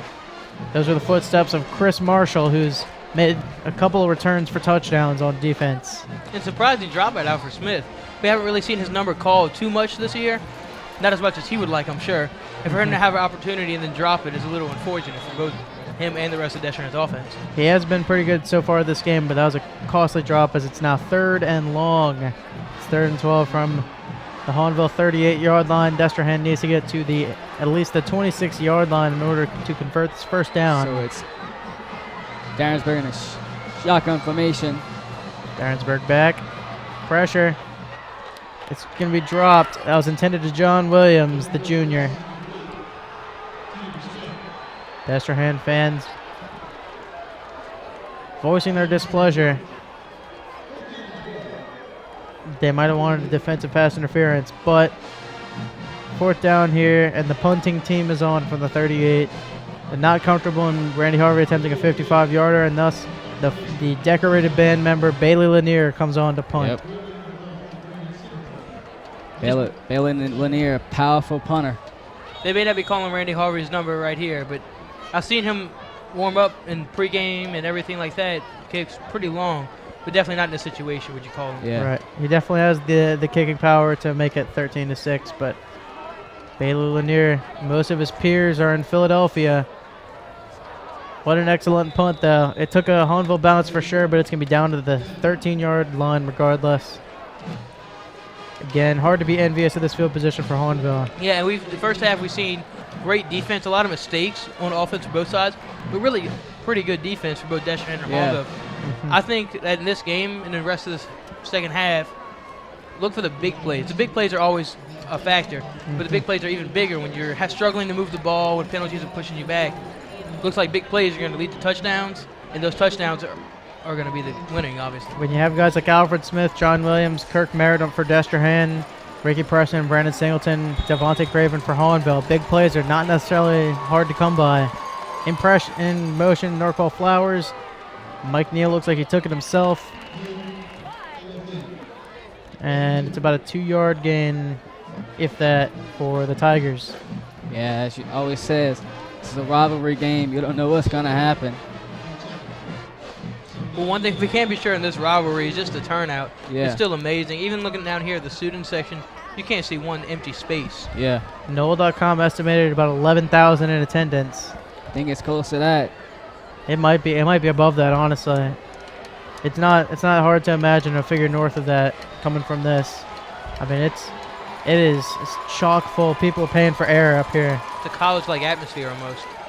Mike Neal going over the top to Brandon Singleton, and it's just outside the fingertips of Brandon Singleton, the son of former NFL player Nate Singleton. And it's now 3rd and 8 from the 14. So you can see here, Mike Neal goes back. He puts a lot on this pass. He puts enough to get it past Dickerson, but unfortunately it's enough to get it past Brandon Singleton as well. It was a pretty good pass. It looked like he might have threw off his back foot a little bit, but still a very nicely placed pass. Just a little too far in front of the receiver. And I saw that Hahnville and Destrehan are in the top 100 rivalries in the nation. It's not hard to believe. And it's great this rivalry finally has a playoff matchup. Perrin scrambling. He's taken down by Alan Pittman. Alan Pittman. Amazing players. Amazing player. Does not show that injury anymore. No, it does not. He is completely recovered from the looks of it. We talked about it in the first half, and we talked about it when we were discussing the game. But this clutch factor of these seniors on Destrehan's side of the ball was just phenomenal. You see that 3rd and long passing play. He comes away with a very, very impactful sack. As you can see here, it was Alan Pittman on the blitz off of the left side. And he was able to get around Hahnville's right tackle and down Austin Perrin. 4th and 14. Very nearly blocked by that same man, Alan Pittman. And it takes an absolute Destrehan bounce. And it's down by number 38 for Hahnville at the Destrehan 26. A minuscule field to work with here. Destrehan starting to drive in field goal territory already. Absolutely. We saw Randy Harvey drive a 44-yard field goal. And right now from the 27-yard line, that's exactly what it would be. I'm telling you, both of these teams, if whatever outcome, it will never get any easier after this. No, it will not. Of course, either a team with a championship pedigree in West Monroe or the #1 team in the state as far as public schools are concerned. C.E. Bird, one of those two Northern Louisiana teams, await them. Shotgun formation for Destrehan. Hand it off to Will Matthews. Matthews gets through the hole, and he'll pick up about 5 yards. And he is in Randy Harvey territory. Right you are. Great kicker in Randy Harvey. He has a great leg, great technique. Plays soccer as well. He's just an all-around athlete. He's a very intelligent young man. I find him to be one of the best kickers, not even only in the district, but one of the best in the state. Yeah. And he has a cool head that's required to be a kicker. Nailing that 44-yarder in cold blood during the second quarter. 2nd and 7 from the 24-yard line for Destrehan. Cohen Grenier in. Given the snap. Grenier will run it and goes nowhere, maybe a few yards. If that. Well, we see this Destrehan 2-quarterback system, and Cohen had no other choice in that situation, but he's not their running quarterback. No, he is not. Darrensburg is clearly the scrambler. Cohen Grenier is in for passing downs. They've had sometimes that Cohen has made amazing runs this year. Of course, we saw one against, forget who it was. I believe it might have been Jefferson. Yeah, we saw one against West Jefferson. I believe we saw one against South Lafourche with the second stringers in. He ran for a touchdown in that game. Grenier back. 3rd down, hit as he throws, and that one is in the middle of nowhere. And it's Randy Harvey time from the 25-yard line. And speaking of this Cohen Grenier, when we first started playing him, when Destrehan first started incorporating him into the offense, he was very young, didn't know much. But as we've gone on, and I've seen him more, especially out of the shotgun with the blitz coming in his face, his arm power and his footwork and decision-making is just phenomenal. I think Destrehan really has a star in him for the next 2 years. Hold on a minute. I don't think they're going for the field goal. They're going to go for it. They are going for it. That's not a smart idea. I would go for the field goal. It's 4th and 8, rather long. Especially when you almost have guaranteed points like Randy Harvey, but they look like they're rolling the dice and taking their chances. Back to pass to Grenier. And it's complete, and John he's Williams brought down. John Williams has been all over the field so far for Destrehan, and he First picks down up. for the Wildcats. It's a 4th down conversion for the Wildcats. As they are now inside the red zone at the 15-yard line. Just a great example of that decision-making we were speaking about, Cohen Grenier. Cohen Grenier, brace under pressure. Grenier in the shotgun formation with Will Matthews right next to him. Ball at the 20. Hand it off to Will Matthews. Matthews. Matthews is taken down there by Drew Favre. Favre has been amazing so far this game. But it's inside of the 10 for Destrehan. 2nd down and about a yard. It's the best drive so far of the game for the Wildcats. Of course, their only touchdown was non-offensive. It came on special teams with the John Williams punt return. They did get 3 points on the board from a field goal as well. That's Will Matthews fighting his way. Will Matthews. Deuce McAllister. He's like Deuce McAllister. It's going to be another 1st down for Destrehan as they are on the 2-yard line. Depending on the spotting here.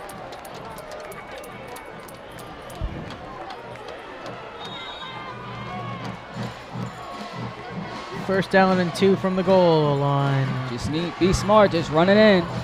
Both teams' big men are in. This is big boy football. Touchdown, Destrehan. The biggest boy of them all scores. Will Matthews is going to make this one a 2-score game. It seems that Will Matthews is just unstoppable. When he has that drive in his head and he puts that passion he has for the game of football onto the playing field, there's only so much you can do to bring a man down. He's 5'9", 210 pounds, and just about all of it is pure strength. And what he adds to Destrehan's offense is that amazing balance. That lightning and thunder, as you always talk about, with Merritt and Matthews, just a great combination. Absolutely. We saw a lot of thunder on that one. Randy Harvey puts this one through the uprights, and the score from Destrehan, Louisiana, Destrehan Wildcats 17, Hahnville Tigers 6.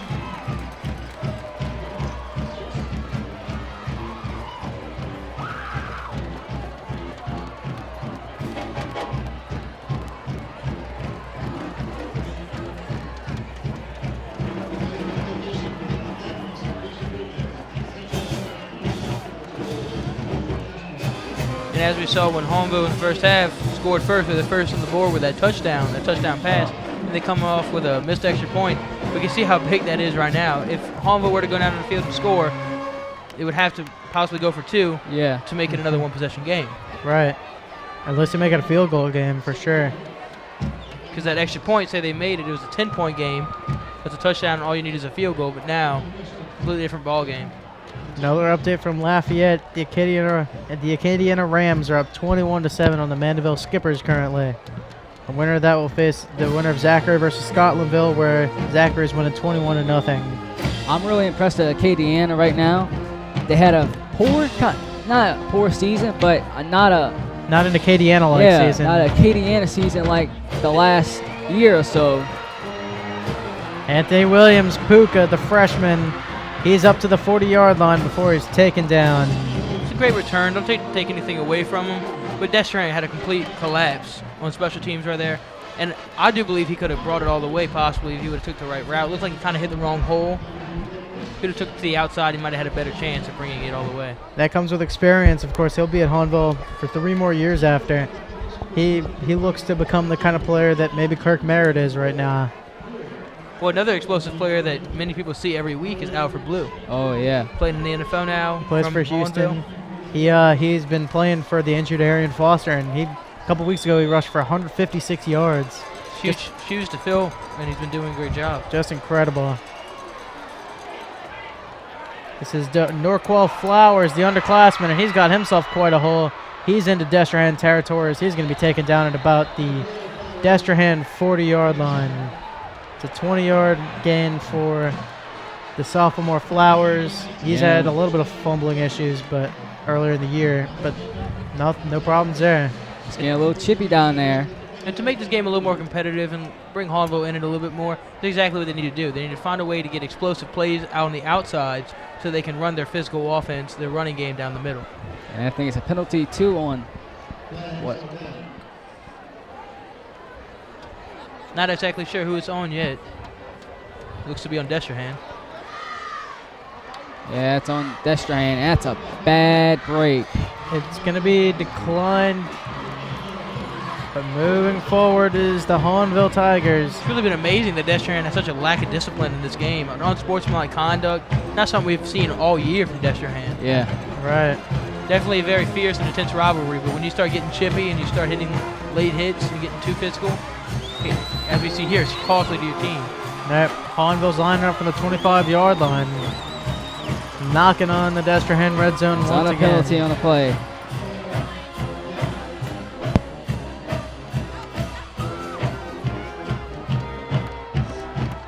That's a penalty on the Tigers. So back up 5 more yards on the false start. It's a false start. And with the ball position that Hahnville has right now on offense, they're definitely in what some may say field goal territory, but we're not really sold on Hahnville's kicking game this year. Right you are. It's been pretty shaky, to maybe put it lightly. Mike Neal back. Mike Neal's going deep to Singleton, and incomplete.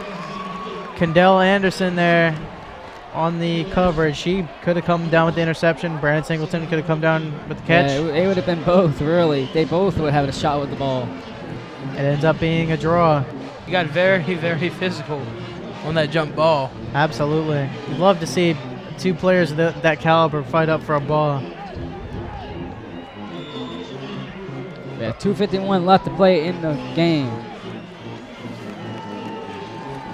Not in the game, in the third quarter, excuse me.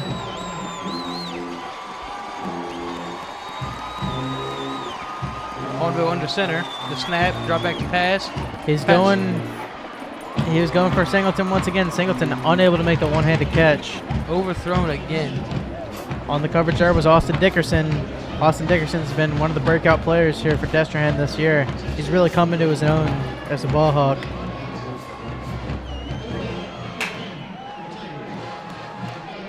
If you're Hahnville, you almost feel like, you have a lot of time, but you almost feel like you have to convert this third down.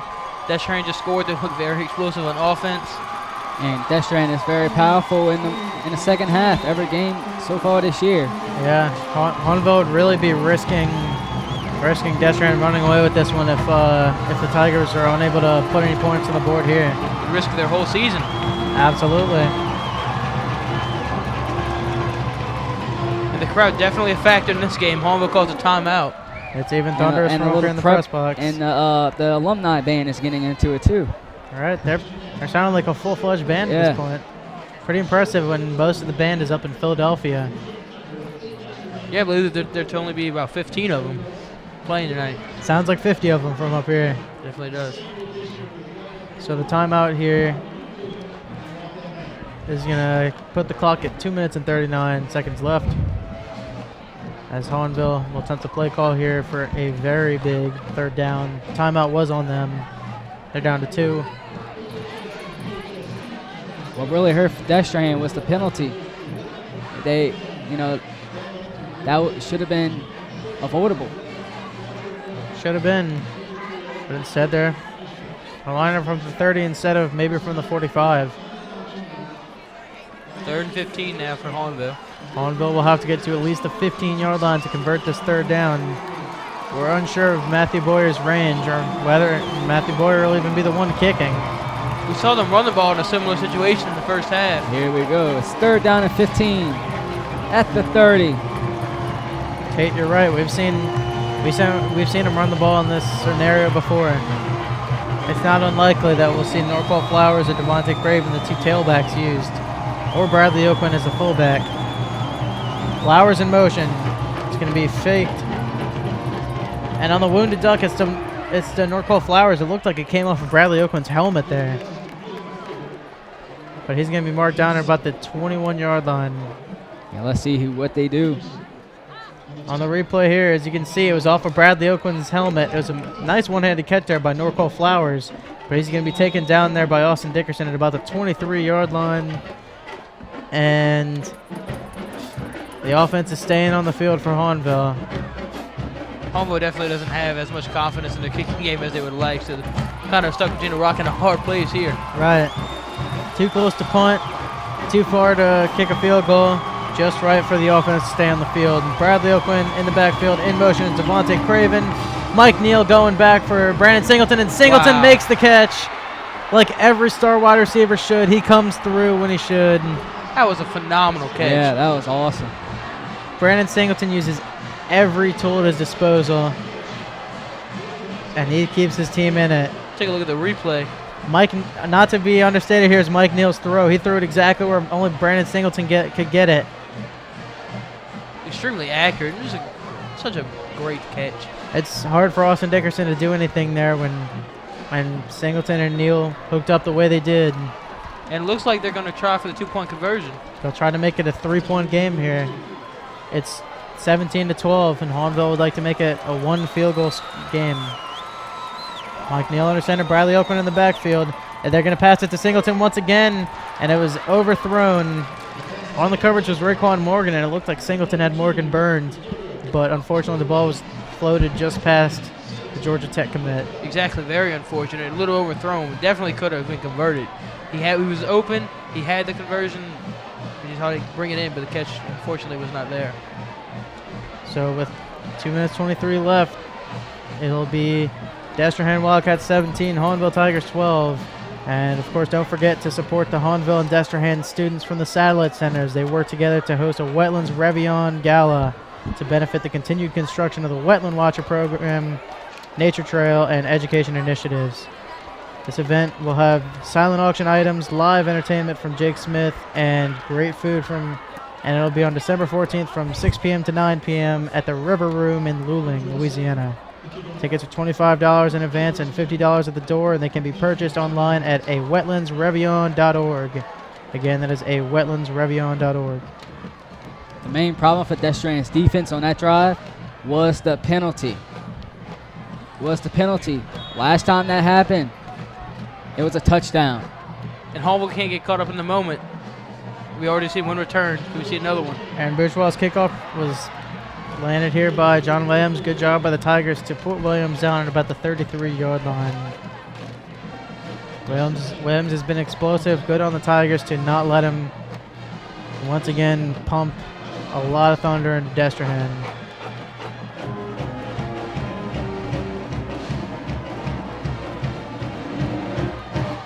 Something to watch for is if Hahnville can make a stop here and stop Destrehan from scoring, and they can get the ball back, possibly in really good field position, they could score and take the lead possibly. Yeah. Could be a huge swing of momentum. See how Destrehan's offense responds to this defense allowing the touchdown. Cohen Granier's in. Could be seeing some passing here. Not on this play. Matthews. Well, Matthews is going to be taken down there by Peyton Robert. The junior linebacker's had a pretty quiet day, but he's in on the tackle there. Does a good job of putting down Matthews for only a couple yards, about 6.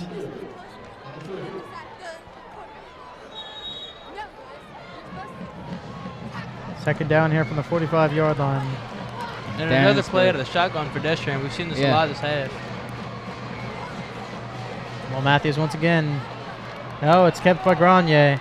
He's wrapped up by Drew Favre, taken down by Jai Knight, Peyton Robert, and Stephen Cloud. You should have gave it to Will Matthews on that play. That was good. It looked like there might have been a little confusion on the play as well. Yeah. It might have been intended for Will Matthews all along.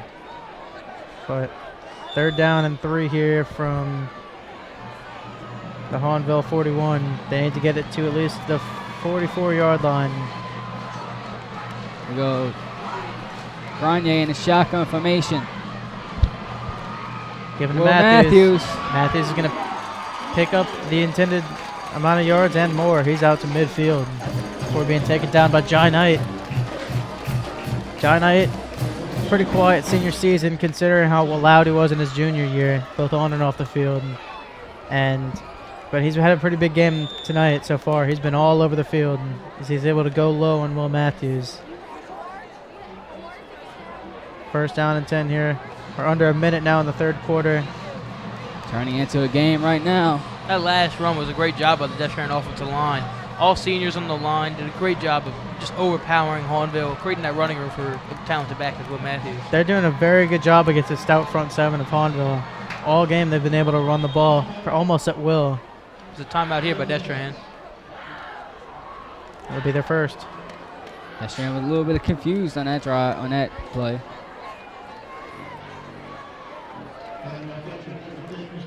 Yeah, this is what I expected out in this game. Be very, very close. I agree. Better than last game. And I think that Hahnville really has to, not slack off. They have to keep paying attention because they don't want to repeat of what happened earlier. I mean, they slacked off a little bit. They allowed some big plays by Destrehan. Destrehan ran away with the game.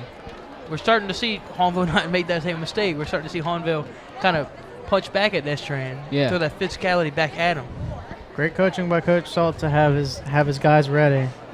Of course, he knows the playoffs pretty well. His East Jefferson Warriors were able to win the 4A title last year over Edna Carr, and a thrilling championship. And here we go. First down and 10 at the 50-yard line. Grenier in the shotgun formation. Will Matthews beside him. It's a fake. Will Matthews. Powerful runner. Look at him. Still going. The big hit was landed by Eric Gilmore there by Hahnville, but it's a 13-yard gain for the monstrous 5'9". Wow, he was about to go down, and he kept on dragging him. Looks like Will Matthews has some kind of superpower. He's taking invincible out there, you guys. Definitely had his spinach today. Definitely had his Wheaties this morning. Absolutely. Yeah, sure thing. Grenier handing off to Will Matthews, or Kirk Merritt this time. Merritt. Kirk Merritt, the Lightning, bringing a little bit of thunder there. And that will be 5 seconds left in the third, and that'll be into the third quarter. Wow. What y'all think so far? It's been exactly the game I've been hoping for. The storm brewing here at Wildcat Stadium. Yeah. It's going to be a great fourth quarter. Score after three quarters from Destrehan, Louisiana. The Destrehan Wildcats 17, the Hahnville Tigers 12. Now that we're entering the last quarter of play, of regulation at least, Destrehan is looking to score on their drive. Hahnville can't allow that to happen. They're already down one possession at least. They can't go down anymore. I mean, Destrehan's defense has really done a great job. Self-forced errors by the defense has allowed Hahnville the opportunity to score, but Hahnville can't allow Destrehan to get any more ahead of them. Of course, at the 32-yard line, if Destrehan's able to get into field goal territory, but is faced with a fourth down, what do you do here? Would you go for the 8-point lead with Randy Harvey, or would you stick it with the offense? I would go safe with it. I would go for the field goal. I agree. Because if they score, it'll be 19.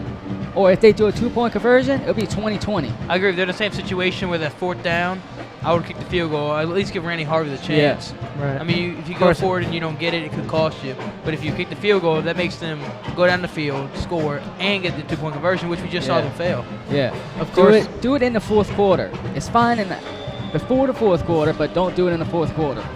Of course, we did see him do it earlier, and it worked out for Coach Robichaud when Destrehan was able to convert the fourth down, and he was able to score. Kirk Merritt is going to pick up the first down here, it appears. It's pretty close.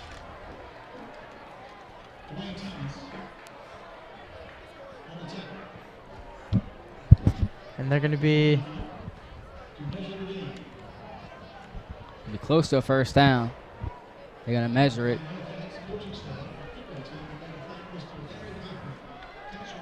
Chains are coming out on the field.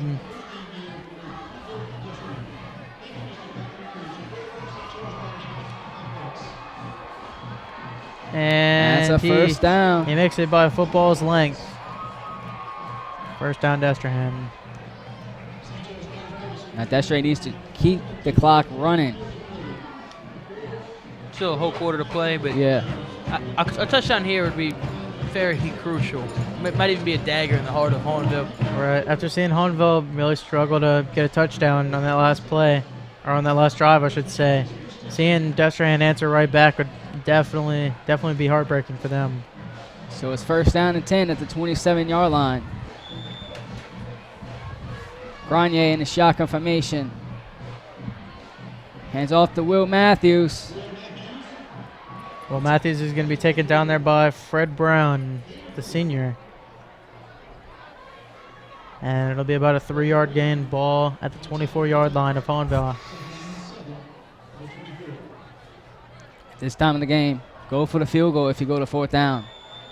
Yeah, but that's the trick for Hahnville is they have to make Destrehan get to the fourth down. Right. Yeah. So, I mean, Destrehan's just doing a great job of pounding through the heart of Hahnville's defense right now. Yeah. There's not been a ton of third downs. I believe there's only been one on this drive. And it's Grenier. He's going for Alfred Smith. Oh, that would have been an easy touchdown. Another drop by Alfred Smith. Alfred Smith had Jamonte Williams burned there. But like we've seen happen to Hahnville a couple times, and we saw it to Alfred Smith earlier. Yeah. Goes right through the arms of the future Sun Devil. Exactly. If Alfred Smith could have caught that pass, could have brought it in, it could be a completely different ball game right now. Yeah. Destrehan's drive still alive and well. I mean, it's third down. But still, as we said in the halftime show, we said that he might have been the player to watch. And he definitely has had his number called a few times. He just hasn't been able to execute it. It's unfortunate for the man they call Tarzan. From here, it'd be a 41-yard field goal. 3rd and 7 from the 24. John Williams did not make the first down. It's very close, though. He's going to be marked down to the 21. He'll be a couple yards shy. Brings up fourth down for the Fighting Wildcats. And the punt team looks to come on. Randy Harvey's coming on. It is Randall Harvey. All right, let's see how he ends out this play. From the 23, it's a 40-yard attempt here for Randy Harvey. Not a difficult distance for Harvey. Off the right hash, maybe a little challenging. We'll see. Can he stay cool under pressure? Field goal is missed. It's wide left. A rare occasion from Randy Harvey there, but definitely a great swing of momentum for Hahnville. They can capitalize off this, go down the field, score, take the lead. make Destrehan come back in the fourth quarter, which we haven't seen this year. Of course, they're down 5. If they're able to score a touchdown and make a 2-point conversion, it'll be a field goal lead for Hahnville. It almost appears that Hahnville needs to do what Destrehan did in the first game. They need a big play. They need something to ignite them and take the lead. As we can see there, it was about inches left of the post. Heartbreaking miss for Randy Harvey, but heartbreaking for sure, but don't think that's going to discourage Randy. It's going to rejuvenate Hahnville, though. Exactly. Always dangerous. Always, you can't afford to keep Hahnville in the game at this point because they've won close games this year. They've lost a couple, but they've been very good. As it's going to be Norfolk Flowers who's going to slip. They're going to rule him down. He's wrapped up by Alan Pittman and Brandon Scott, but it's not going to matter. His knee was down on the slip. It'll be ruled down at about the 21-yard line. It'll be 2nd down and 9 for the Tigers. Man, what a game going on. It's one of the best games I ever commentated.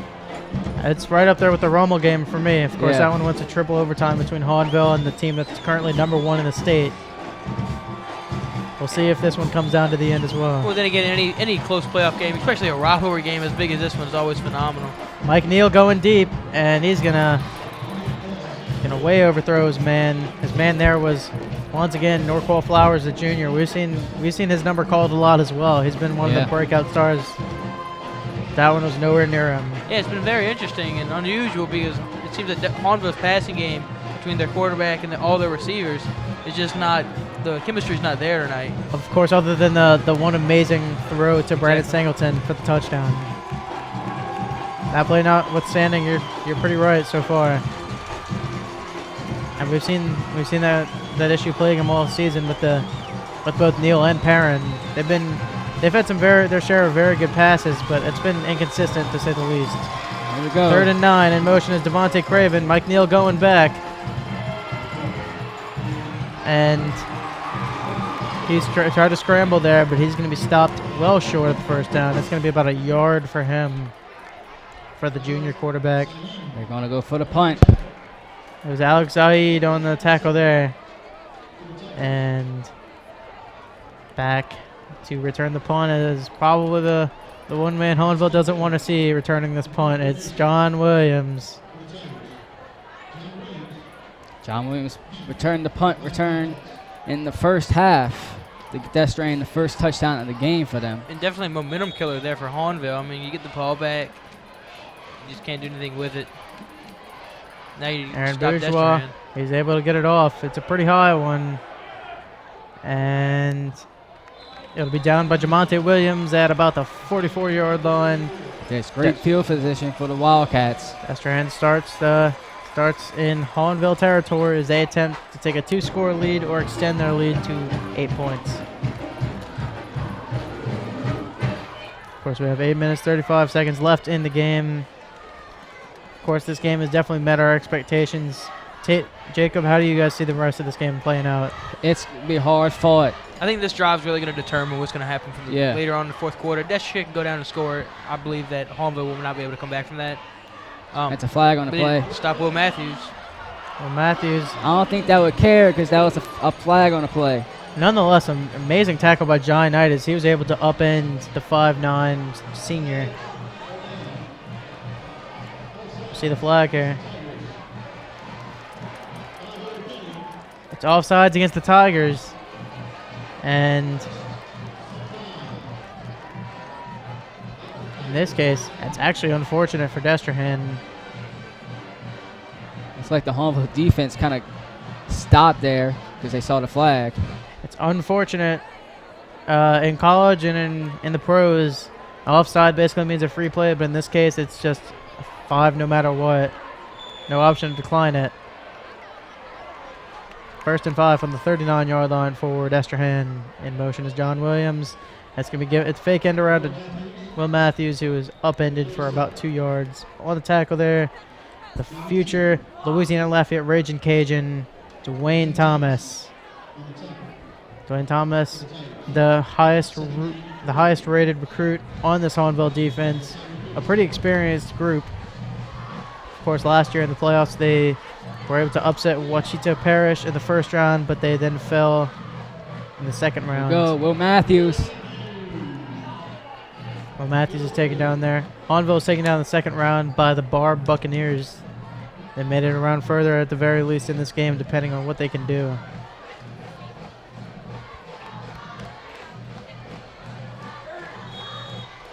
We have 7:39 left to play in the game. 3rd and inches for the Destrehan Wildcats. Keep your eye on Kirk Merritt here. They like to call his number. Big play guy. And it's Will Matthews instead. Will Matthews is going to be grouped up here. I don't think he made it. Don't think so either. Extremely unusual for Will Matthews. I know that a pass hasn't worked during this game. He should have passed it off to Kirk Merritt and seen what he did. It's 4th down. So they go for it here. It appears that they're going to be taking that risk. Let the clock run out. They're trying to let that clock run out. They might want to try to draw the Tigers off sides here as well. Definitely have some timeouts to play with. We'll see whether this is legitimate or not. Coming out of the shotgun. It is. Handed off to Will Matthews. And it's a 1st down. Will Matthews is a man. Men pick up 1st downs in that situation. Almost like Superman. It is mind-boggling to me that this guy's not a major recruit. I know he may not have the prototypical size for a bruising running back, but he's shown this year that he's a tremendous ball carrier. He's a Marshawn Lynch of the high school part. And we've seen with other positions, especially in the NFL, look at quarterbacks such as Russell Wilson or Drew Brees. Their size is not ideal. Will Matthews' size may not be ideal for college scouts, but his playing ability is definitely superb and definitely worthy of a high position on the D1. At some point, his intangibles, such as his ball vision. He's faking it. Granye keeps it. Granye he is really strong. We saw that. It's gonna be a 15-yard scramble for the quarterback. You saw how he took that blow? Javonte Williams slammed him there. The fact that he was able to not only hold on to the ball but look pretty confident doing it. That's a testament to his willpower. Seeing their passing quarterback take a run like that almost surprised me as much as it looked like it surprised Hahnville's defense. Yeah.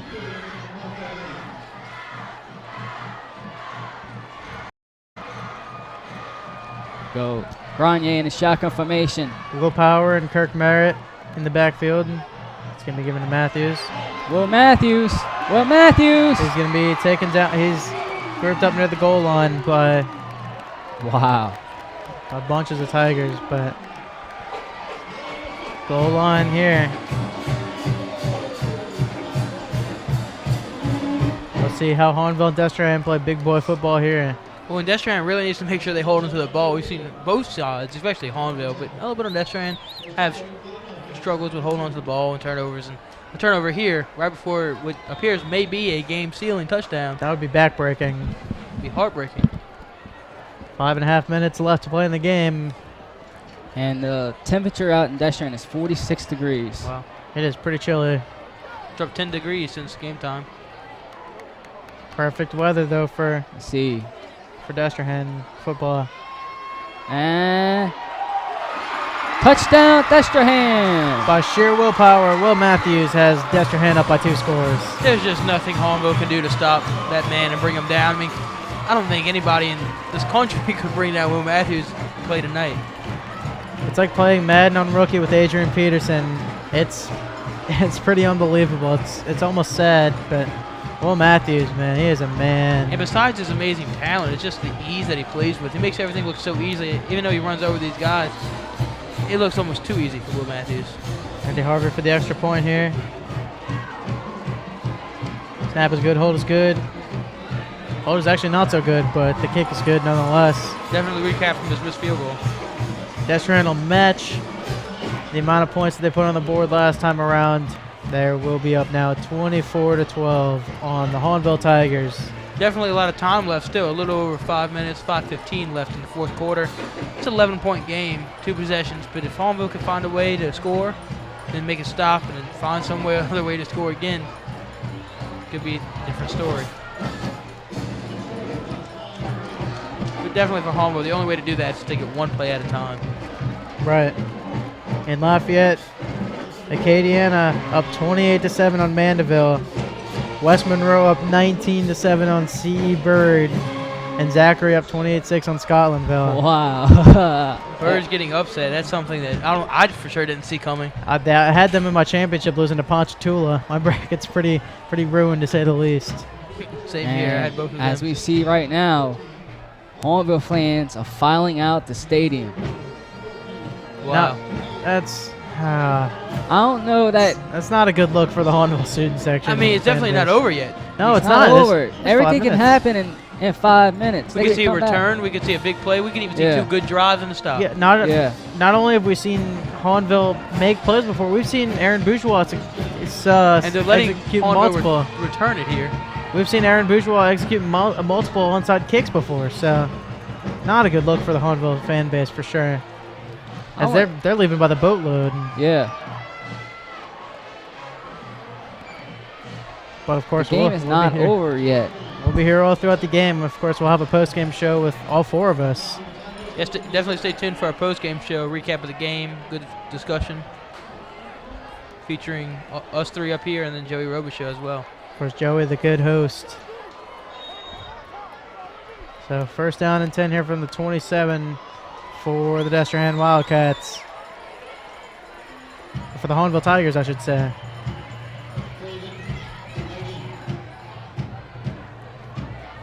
Mine's slipping a bit. Clock definitely becoming an issue here for Hahnville. They need to start picking up the pace if they want any kind of chance of winning this ball game. Breaking news for MLB fans: an all-star third baseman, Josh Donaldson, was just traded to the Toronto Blue Jays. Wow. Pretty interesting news there. And I saw the New Orleans Pelicans lose to the Atlanta Hawks, 100-91. Oh, Atlanta's not a great team, but they do have a player from Louisiana, Paul Millsap, who's an all-star. Anyway, Mike Neal here, handing the ball off to Devontae Craven. On the play. I'm very surprised that Hahnville is deciding to run the ball here. I mean, there is a good bit of time left, but they need a touchdown, they need to stop, and they need another score. Right. I mean, they're not going to get it down on the ground. It hasn't worked for them all game. I don't understand why they're doing it now. It's going to be a false start on the offense. And yeesh. As this game turns out, if it stays like this, and the C.E. Bird game stays like this, it'd be Destrehan and West Monroe at Wildcat Stadium next week. That would be a pretty fun game. We're unsure of whether we'd be able to cover it or not. And it will be a harder game than this. West Monroe is not a bad team, everybody.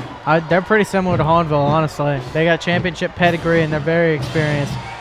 Going deep to Brandon Singleton.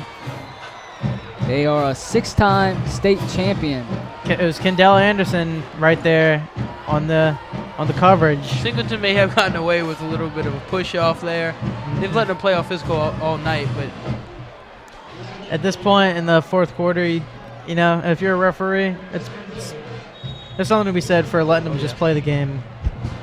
And only when it gets out of hand, that's when you call the flag. It's a long third down for Hahnville.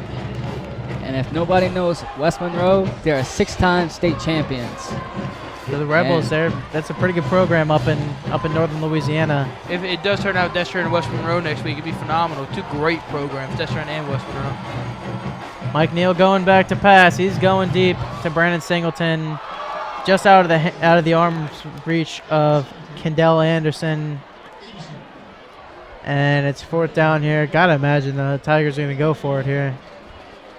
And their offense is absolutely staying on the field here. That was just no communication there between Singleton and Neal. With only 4 minutes and 12 seconds left to play in this game, almost seems as a do-or-die situation for Hahnville. I'd say it's kind of surprising. They've gone deep now in 2 straight passes instead of just trying to pick up the first down.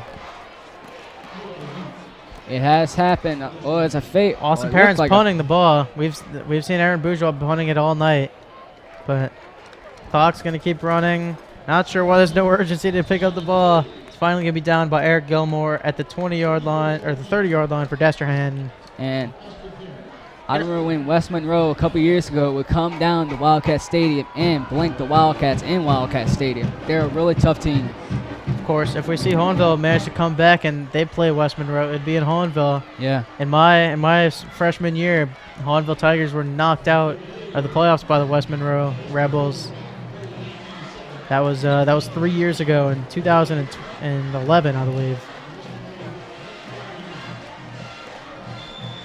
All credit to West Monroe, too, taking out Bird, or leading Bird as of right now. 19 points may not seem like a lot, but against a very stingy CE Bird Yellow Jackets defense, that's a lot. So Will Matthews is going to get carried for about 3 yards in a cloud of dust before being taken down by Dwayne Thomas. And it's 2nd down and 6. 3:46 left to play in the game. I'm telling you, Hahnville has a great ride going. Yes, they do. Coach Salta Formaggio has already shown improvements in the program by leaps and bounds in his first year. We'll see what they'll do against probably a softer schedule next year. And looking at the rivalry, specifically this game between Destrehan and Hahnville, you can just see the difference that he's made on Hahnville's side. I mean, this rivalry has become competitive this year. Yeah. Last year was not very good for Hahnville. As I remember, it was a 49-0 shutout. Yeah, 49. At Hahnville, we don't like to talk about it very much, but.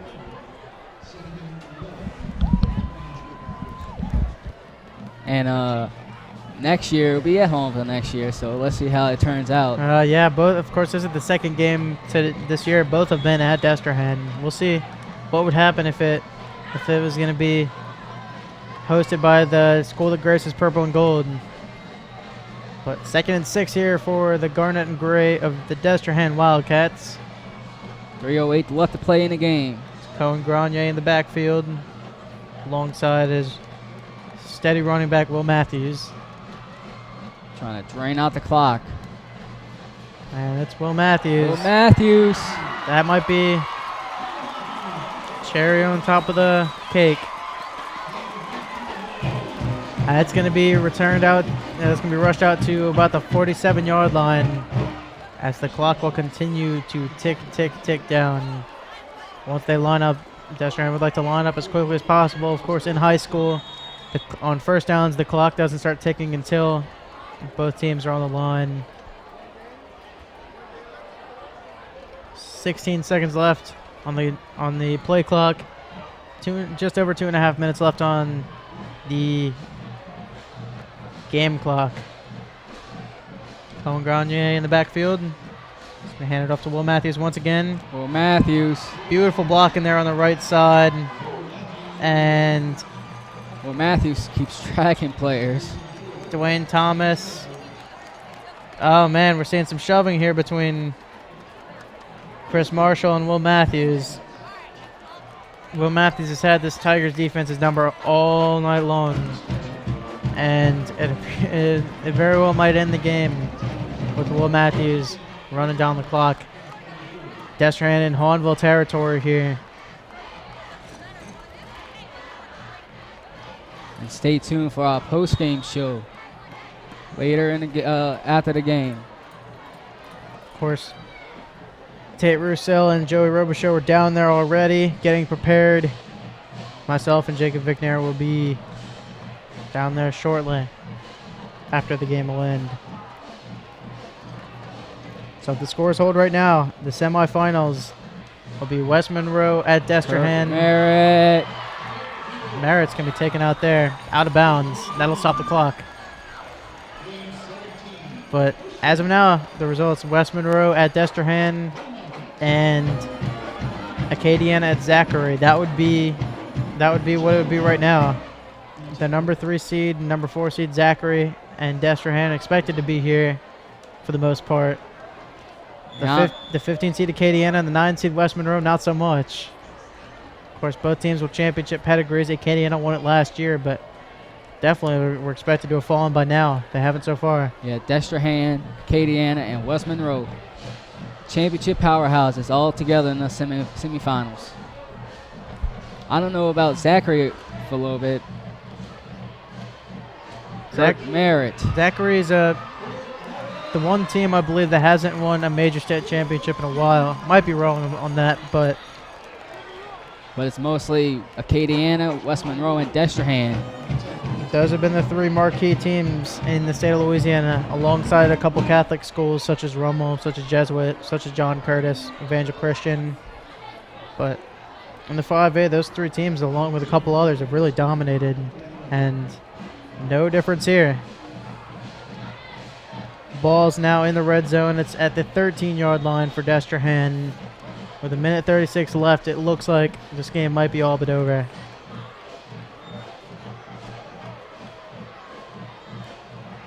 Flag on the play.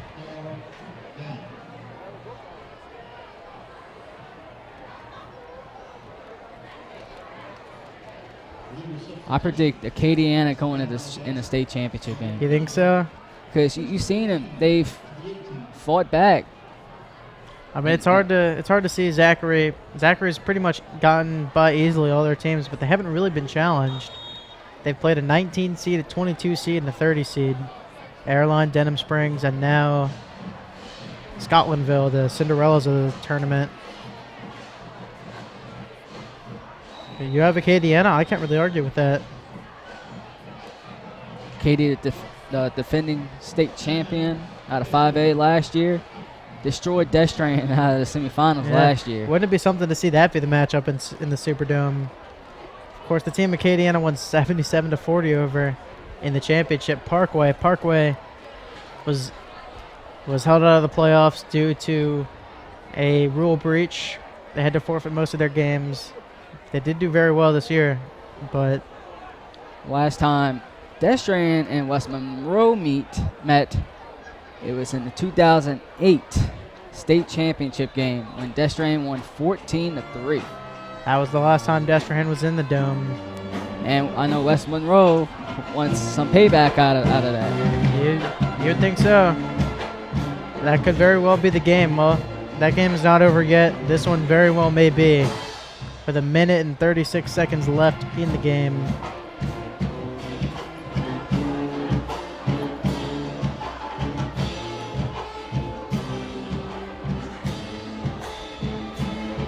And first down and 15 here from the 18-yard line for Destrehan following the penalty. Split backs Will Matthews and Kirk Merritt. Colin Grenier is going to give it to Kirk Merritt. Merritt has a flag there. Josh Carmerdell was the first hit. Stephen Claude and Dwayne Thomas rushed in afterwards. The chippiness going on both sides of the ball. Hahnville's season is over, and they're not taking too well to that, unfortunately.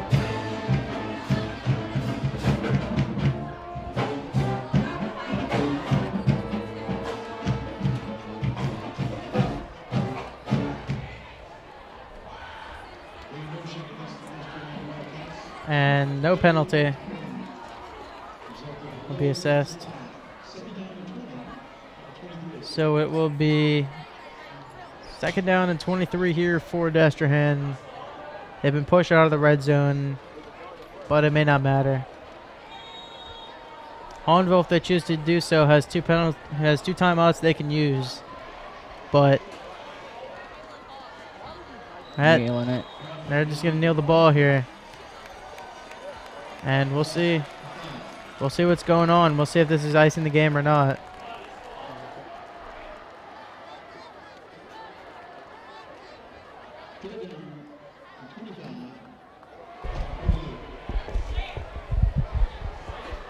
We're now under a minute in the game as this clock keeps on ticking.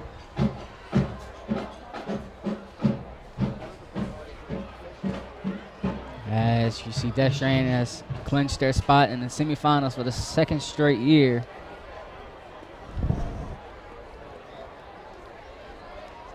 Well, I mean, the game's not technically over yet, so yeah, we should pump the brakes a little bit, but it's looking like it's all but likely at this point.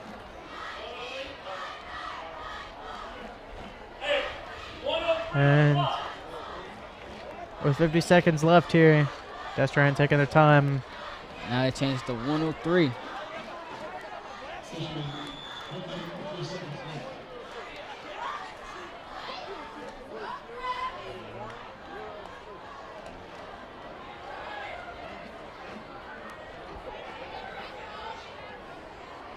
And it's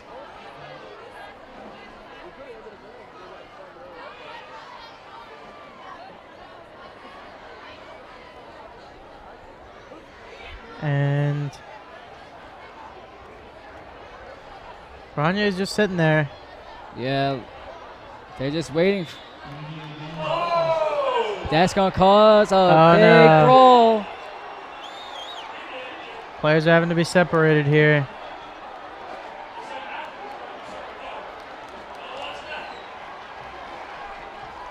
But it's likely for nothing here. Tensions were rising when Cohen Grania was just standing there. I mean, why wouldn't he? Hahnville was just letting him do it. May have been docile on Grania's part, but I think they should separate the teams when the game's over. yeah, we're gonna see a lot of cops here. Security is gonna have to work double overtime. But this game is over. Destrehan Wildcats 24, Hahnville Tigers 12. It's looking like Destrehan is going to be hosting West Monroe. C.E. Bird, we'll see if they can make a comeback here, but it's not looking good for the Yellow Jackets. But it's looking very good for the Destrehan Wildcats. They were ousted in the semifinals last year by Acadiana, and now they'll have a chance to do it right and get back to the Superdome for the first time since 2008. And we'll be right back.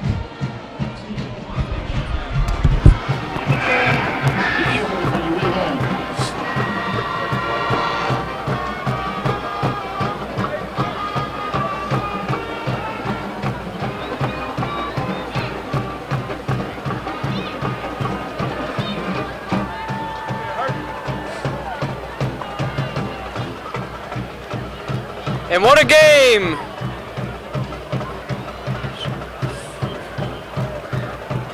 And what a game by the Destrehan Wildcats and the Hahnville Fighting Tigers. A game that was fought until about middle third quarter, and it seemed like Destrehan seemed to pull away.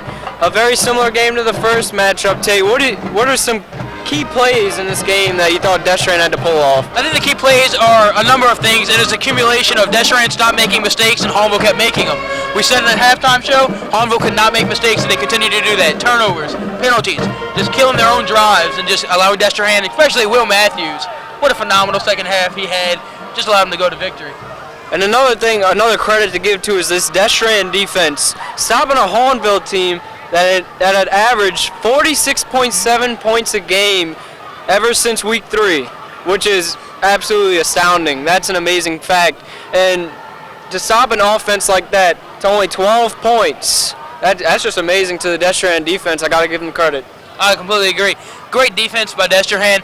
It was a rather sloppy game on both sides for sure. Something that definitely needs to be cleaned up next week in their playoff matchup. But a great job by Destrehan's defense. And some good news for Destrehan. West Monroe pulled off the upset against the undefeated Bird team. And you know what that means, Tate? West Monroe will be joining us here at Wildcat Stadium. We get another game to broadcast. That is right. And joining us down here is commentators John Benton and Jacob Vignair. How do you feel the game went, John? I think it was definitely a marked improvement over the first game for sure. This game was definitely all it hyped up to be. It was the first playoff game since 1972 between these two teams, and it definitely lived up to the hype. It came out down to the very last minute as Destrehan was able to run down the clock. Some sloppiness by Hahnville all game on offense was really the key difference. All right, John, who would you say was the MVP on Destrehan's team tonight? I would have to say Will Matthews for sure. Will Matthews definitely put this team on his 5'9" back. I mean, he ran for first downs almost at will, and it's hard to win a game when you're giving up the amount of yards that Hahnville gave up to Will Matthews. Kirk Merritt was stopped for most of the game, but Will Matthews was able to do his work. Yeah, Will Matthews definitely had a great second half, but I would say Cohen Granier might be my player. I mean, his first half was kind of shaky. He didn't really get his opportunities as he did in the second half. But what he did in the second half was unlike anything we've seen the rest of the year, and definitely something I cannot wait to see next week against West Monroe. You saw him run the ball more. Something that Marquise kind of took the role on. That was his role. Nice to see him do that. And it'll be interesting to see how much they play Marquise over him next week. And speaking of Cohen Grenier, Jacob, what do you think his abilities are against next week against West Monroe? What do you see him doing? Try to run and pass better than today. I'm telling you, West Monroe is a really tough team. Last time they played against each other was in 2008, and I know West Monroe is hungry to beat Destrehan on their home turf. And, you know, anything can happen. Well, it'll definitely be interesting here in Wildcat Stadium. Definitely a home field advantage. West Monroe having to travel down here from 5 hours. So, John, once again, on the defensive side, we saw a lot of great plays from Destrehan and Hahnville. Who would you give the defensive MVP to on Destrehan's side of the ball? On Destrehan's side of the ball, I'd have to give it to Kendall Anderson again. Kendall Anderson was all over the Hahnville wide receivers for most of the night. He didn't really make any huge plays, but all night he was instrumental in creating a lot of miscommunication between Mike Neal and Brandon Singleton for the most part. Well, let's not leave Hahnville out of this. Their offense may have only put up 12 points, but they sure did look efficient for a good while until the Destrehan defense stepped in. You saw Mike Neal really taking a big role his junior year. Austin Perrin is a sophomore. So we're going to see a good Hahnville team coming out next year. Heck, I know it's a little early to say this, but we can see them making a deep run in the 2015 playoffs. For sure. So many young people on that team, and best of luck to Coach Salt and his squad right there. For sure. Yeah, I congratulate for Hahnville for the whole season. Last time they lost was against Destrehan.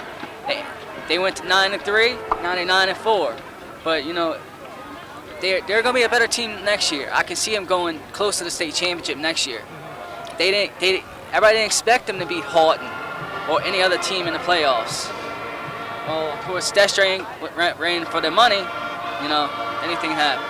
Yeah, definitely a lot of love goes out to Hahnville. I mean, especially those seniors, they played their heart out tonight. They came out a little short against Destrehan, but they definitely, their first half, they came out with a very tough offense, a very physical playing style. And we saw the same exact thing happen tonight. Just Destrehan's manhandling of him up the middle of Will Matthews just sucked the life out of him and just took everything away. And that's what you're going to see from this Destrehan team, I believe, going into the semifinals and possibly the Superdome, but let's not look too far ahead of ourselves. Looking at the semifinals, we're going to see Will Matthews up the middle. We're going to see Kirk Merritt to the outside just wearing down defenses. And it's good to see, even though Hahnville came out the loss, there's still good sportsmanship. Their fans stayed back for them. And it's good to see them cheering them on. Very supportive fan base at Hahnville. Very much respect to that squad out there.